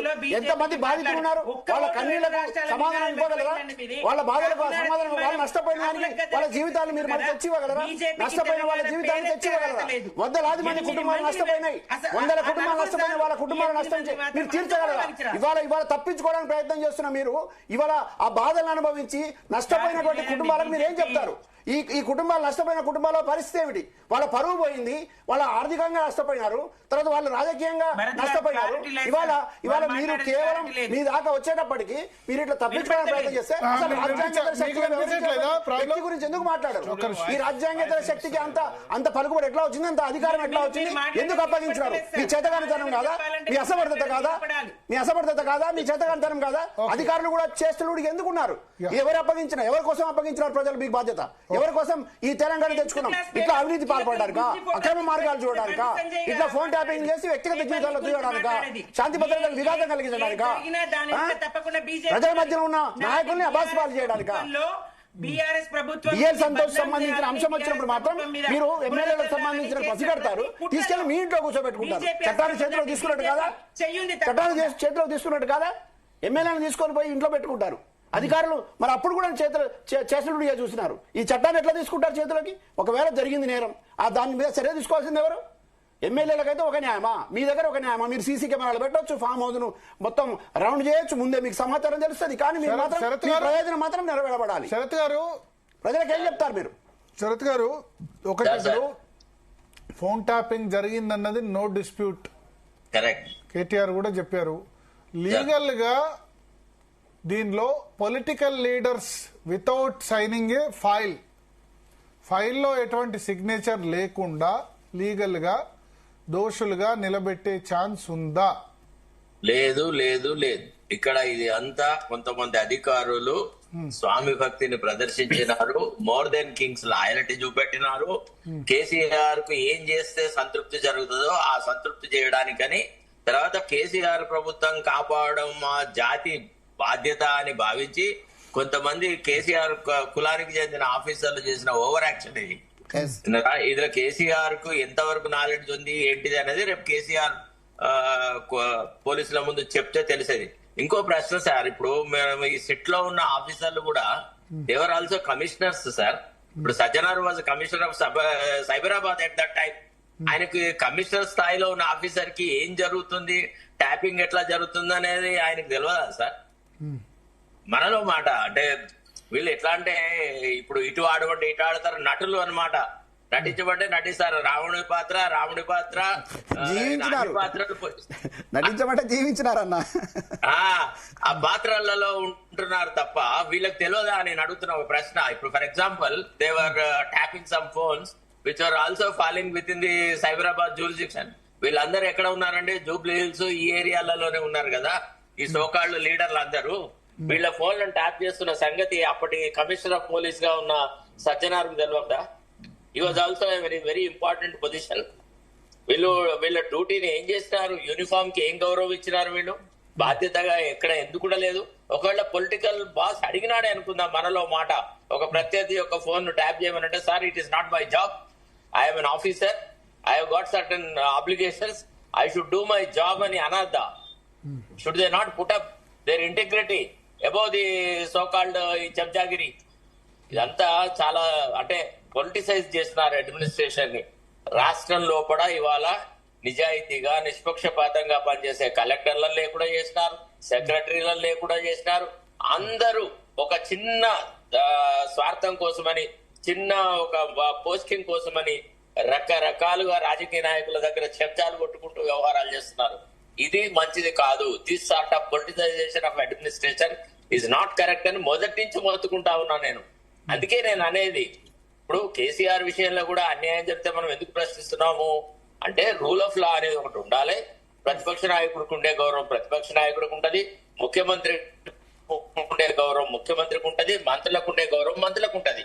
ఎవరి మర్యాదను ఎవరు తప్పించి వ్యవహారాలు చేసినా అది తప్పు అని చెప్పే క్రమంలో మనం కేసీఆర్ ను ఎట్లా ఎందుకు మళ్ళా సరెండర్ అయినాడు అని అన్నాం. ఇప్పుడు మొదట ఏమన్నారు, మొత్తం కౌరవ సేన అంతా నేనే గెలిచి వస్తే అసలు నేను రావాల్సిన అవసరం లేదు, ఇచ్చేదంతా రాంగ్, నేను అసలు ఉండేది అక్కడ, నేను అక్కడికే వస్తే మాట్లాడతా అన్నాడు కదా. అదే మాట మీద నేను ఉండేది ఏం ఫరక్ పడుతుండే? ఏం కేసీఆర్ ను జైల్లో వేద్దురా, అరెస్ట్ చేద్దురా, ఏం చేద్దురండి? You show me one example. Nandini Satpathy case లోపల ఒరిస్సా చీఫ్ మినిస్టర్ కేసులో Supreme Court they have clearly dealt with article 21 యొక్క provisions, police powers, how they have to deal with అనేది. కాబట్టి అది అంత సులభమా? అదేమన్నా ఏదో షోలే సినిమాలో ఉంటది కదా, ఏది వాడు గబ్బర్ సింగ్ డైలాగ్ కొడతాడు, బక్రికా బచ్చే యూ ఆయా యూ లేకే అని తీసుకోపోతారా కేసీఆర్ అట్లా అంత ఈజీగా అరెస్ట్ చేసే ఇది ఉండేదా? ఈ ఆఫ్టర్ ఆల్ నోటీస్ అండర్ 160 కింద కేసీఆర్ కు ప్రాపర్ అడ్వైస్ ఇవ్వలేదు ఎవరు. ఆయనను తప్పుతో పట్టించినారు. ఆయన అదే మాట మీద స్టాండప్ అయ్యి ఉండేది. Nothing doing let us see. Telangana సమాజం కూడా చూస్తుండే కదా రాజకీయ కక్షల కోసం పోలీస్ యంత్రాంగాన్ని ఏ మేరకు వాడుకుంటారు, ఎట్లా వాడుకుంటారు, ఏ రకంగా చేస్తారు. ఇప్పుడు ఆయన అదే చేసి వీళ్ళు అదే చేసిన తర్వాత న్యాయ నిర్ణేతలు ఎవరండి? సార్ భరత్ గారు, విఠల్ గారు, క్లోజ్ చేద్దాం ఒక 3-4 minutes లో డిబేట్. ఒక్క నిమిషం. నయీం గారు, భరత్ గారు, ఒక ఇంపార్టెంట్ నయీం కేసు విషయంలో మనం టెలివిజన్ ఛానళ్ల ముందు చూసినాం. మిషన్లు తీసుకెళ్లి డబ్బులు లెక్క పెట్టడము, 100 ఎకరాల భూములు, 400 ఎకరాల భూములు ఆక్రమించారని నయీం కేసు విషయంలో ప్రజలందరూ ఓపెన్ గా, నయీం ఎన్కౌంటర్ తర్వాత చాలా విషయాలు బయటకు వచ్చినాయి. మరి నయీం ఆస్తులు ఎక్కడికి పోయినాయి? నయీం అక్రమంగా సంపాదించిన భూములు ఎక్కడికి పోయినాయి? దాని తర్వాత అప్పుడు పోలీస్ ఆఫీసర్ గా ఉన్న శివధర్ రెడ్డి గారిని ఎందుకు మార్చారు? మరి ఆ ఫైల్లో ఏమని రాశారు శివధర్ రెడ్డి గారు? మరి ఇప్పుడు నయీం కేసులో ఆస్తులన్నీ ఎవరికి పోయినాయి అనేది ఓపెన్ సీక్రెట్. అట్లనే టెలిఫోన్ ట్యాపింగ్ జరిగింది అనేది ఓపెన్ సీక్రెట్. కేసీఆర్ గారికి తెలవకుండా టెలిఫోన్ ట్యాపింగ్ జరగదు. మహేందర్ రెడ్డి గారికి జరగకుండా జరగదు. కాకపోతే కేసీఆర్ గారు రాజకీయ అవసరాల కోసం చేయమంటే ఈ సంతోష్ రావు, నవీన్ రావు ఇట్లాంటి వాళ్ళు మిస్యూజ్ చేసి దాన్ని వ్యాపార అవసరాల, మీరు తర్వాత మాట్లాడేటప్పుడు మాట్లాడకండి. నేనేమంటున్నా అంటే స్పష్టంగా తెలంగాణ ఉద్యమకారుడిగా ఒక జర్నలిస్ట్ గా బాధ్యత గల చెప్తున్నా కేసీఆర్ గారు మీరు ఎక్కడ ఉన్నారు ఉద్యమంలో 2001 జరిగిపోయింది నేను మీరు తెలుసుకోండి మీ పార్టీ టీఆర్ఎస్ పార్టీ పునాది రాయి నేను మీకు ఏం తెలుసు మీరు పోయి తెలుసుకోండి మీ కేసీఆర్ అడగండి 2001లో నేను జైలుకు పోతే మీ పార్టీ పునాది వచ్చింది మీరు కూడా అడగండి తెలంగాణ ఉద్యమం చేయండి ఎవరు మేడం ఒక్క నిమిషం భరత్ గారు ఇక్కడ ఆమెది మ్యూట్ చేయండి ప్రజలకు ఇన్ఫర్మేషన్ ఇవ్వాలి భరత్ గారు మీరు మ్యూట్ చేస్తారని వెళ్ళిపోవాలా నేను ప్రజలకి సమాచారం చెప్పడానికి చెప్తున్నా భరత్ గారు తర్వాత మేడం గారు మాట్లాడమన్నారు లేదంటే ఇప్పుడు ఒక నిమిషం మీరు 2001లో టీఆర్ఎస్ పార్టీ పుట్టక ముందు జైలుకు పోయింది టీఆర్ఎస్ పార్టీ పుట్టినాక జైలుకు పోయిన మొదటి వ్యక్తిని 19 మంది ఇప్పుడు మాట్లాడేటోళ్ళు ఎవరు లేరు కవిత లేదు కేటీఆర్ లేడు హరీష్ రావు ఉన్నాడు పోయి అడగండి మీ పార్టీ పునాది రాయి నేను బొడ్రాయి 19 కేసులైనాయి చంద్రబాబు నాయుడిని బెల్ట్ బాంబ్ తో చంపుతామని చెప్పినాం మీరు పోయి తెలుసుకోండి మీరు తెలియకుండా మాట్లాడుతున్నారు అంటే అంత ఆవేశం ఉద్యమకారులు మేము కాబట్టి చంపుతామని చెప్పినాం అంత ఆవేశంగా భరత్ గారు ఇక్కడ స్పష్టంగా నయీం కేసు విషయంలో భరత్ గారు నయీం కేసు విషయంలో ఒక్క నిమిషం శరత్ గారు సార్ ఒక్క నిమిషం ఫ్లో పోనీయండి నయీం గారి కేసు విషయంలో ఏం జరిగిందో అందరికీ తెలుసు అప్పటి నయీం కేసు విషయంలో డీజీపీ శివధర్ రెడ్డి గారు నిజాయితీగా పనిచేస్తే తప్పించిననే విషయం కూడా అందరికీ తెలుసు నేను ఏమంటున్నా అంటే పెద్ద పెద్ద తిమింగలాలను పక్కకు పెట్టి చిన్న చిన్న చేపలను ఎరేస్తున్నారు అది కాంగ్రెస్ పార్టీ అయినా బీఆర్ఎస్ పార్టీ అయినా సహారా స్కామ్ లో 2015లో కేసీఆర్ గారిని సిబిఐ వాళ్ళు వచ్చి ప్రగతి భవన్ లో ఇంట్రాగేట్ చేసారు సహారా స్కామ్ లో పిఎఫ్ ఈఎస్ఐ స్కామ్ లో దిలీప్ సార్ ని పొద్దున 9 గంటల నుంచి రాత్రి 9 గంటల వరకు ఇంట్రాగేషన్ చేసారు సిబిఐ కేసు ఇంకా క్లోజ్ చేయలే ఈ దేశంలో రాజకీయ పార్టీలు ప్రజల్ని పిచ్చోలం చేస్తాయి సిబిఐ కేసులు అంతే ఉంటాయి ఈడీ కేసులు అంతే ఉంటాయి సిట్ అంతే ఉంటది సిట్ అంటే సిట్టు స్టాండ్ అంటే స్టాండ్ రాజ్యాంగ వ్యవస్థల్ని రాజకీయ పార్టీలు భ్రష్టు పట్టించినాయి దయచేసి ప్రజలారా ఈ అన్ని రాజకీయ పార్టీలు ఒకటే ఒక అధికారంలో ఉన్నప్పుడు ప్రతిపక్ష నాయకుల మీద చేస్తారు ప్రతిపక్షంలో ఉన్నప్పుడు అధికారం మీద చేస్తారు కానీ ఇప్పుడు కాంగ్రెస్ నాయకులు కేసీఆర్ చేసిన అక్రమాలు బొక్కలో పెడితే రేపు రేవంత్ రెడ్డి తమ్ముళ్ళు కూడా బొక్కలోకి పోవాల్సి వస్తుంది కాబట్టి ఎవరు బొక్కలోకి పోరు ప్రజల్ని పిచ్చోళ్ళని చేసే diversion politics okay okay okay ఇప్పుడు చెప్పండి మీరు సుమిత్రానంద్ గారు మీరు చెప్పండి సుమిత్రానంద్ గారు దయచేసి పొరపాట్లు కూడా మీరు తెలంగాణ విట్టాలని తెలంగాణ ఉద్యమంలో ఉన్నారా అని ప్రశ్నించవద్దు నేను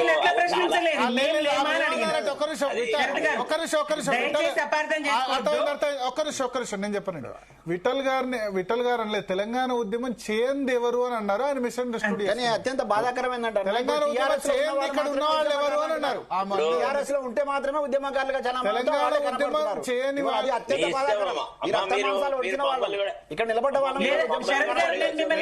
ఉద్యమం చేయనిది ఎవరు అని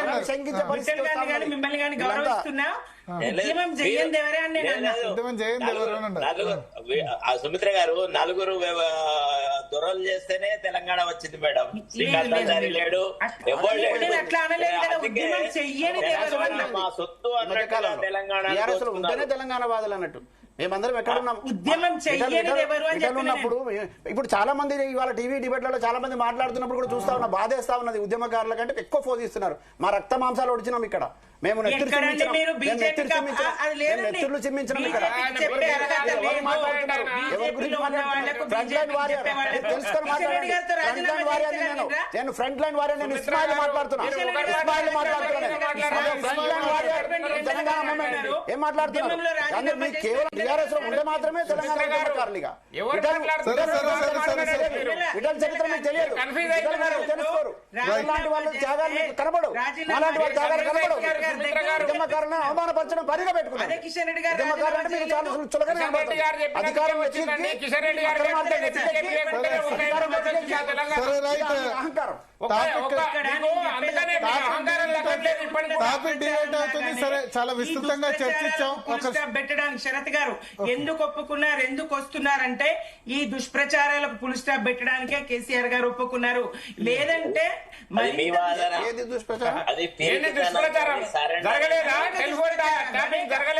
చెప్పాను కదా సరే thank you thank you Bharat గారు చెప్పండి క్లోజ్ చేస్తున్నా చెప్పండి కేసీఆర్ గారు విచారణకు రావడానికి ప్రధాన కారణం సంతోష్ రావు కేసీఆర్ గారు పేరు చెప్పిండని పోలీస్ ఆఫీసర్స్ లో నాకు కొంతమంది ఫ్రెండ్స్ చెప్పారు. ఆఫ్ ద రికార్డు సంతోష్ రావే చెప్పాడు. సంతోష్ రావు రేవంత్ రెడ్డితో కుమ్మకపోయాడు, 100 కోట్ల రూపాయలు లంచం మళ్ళీ చిచ్చు పెట్టలేరు, అసాధ్యం. మీరు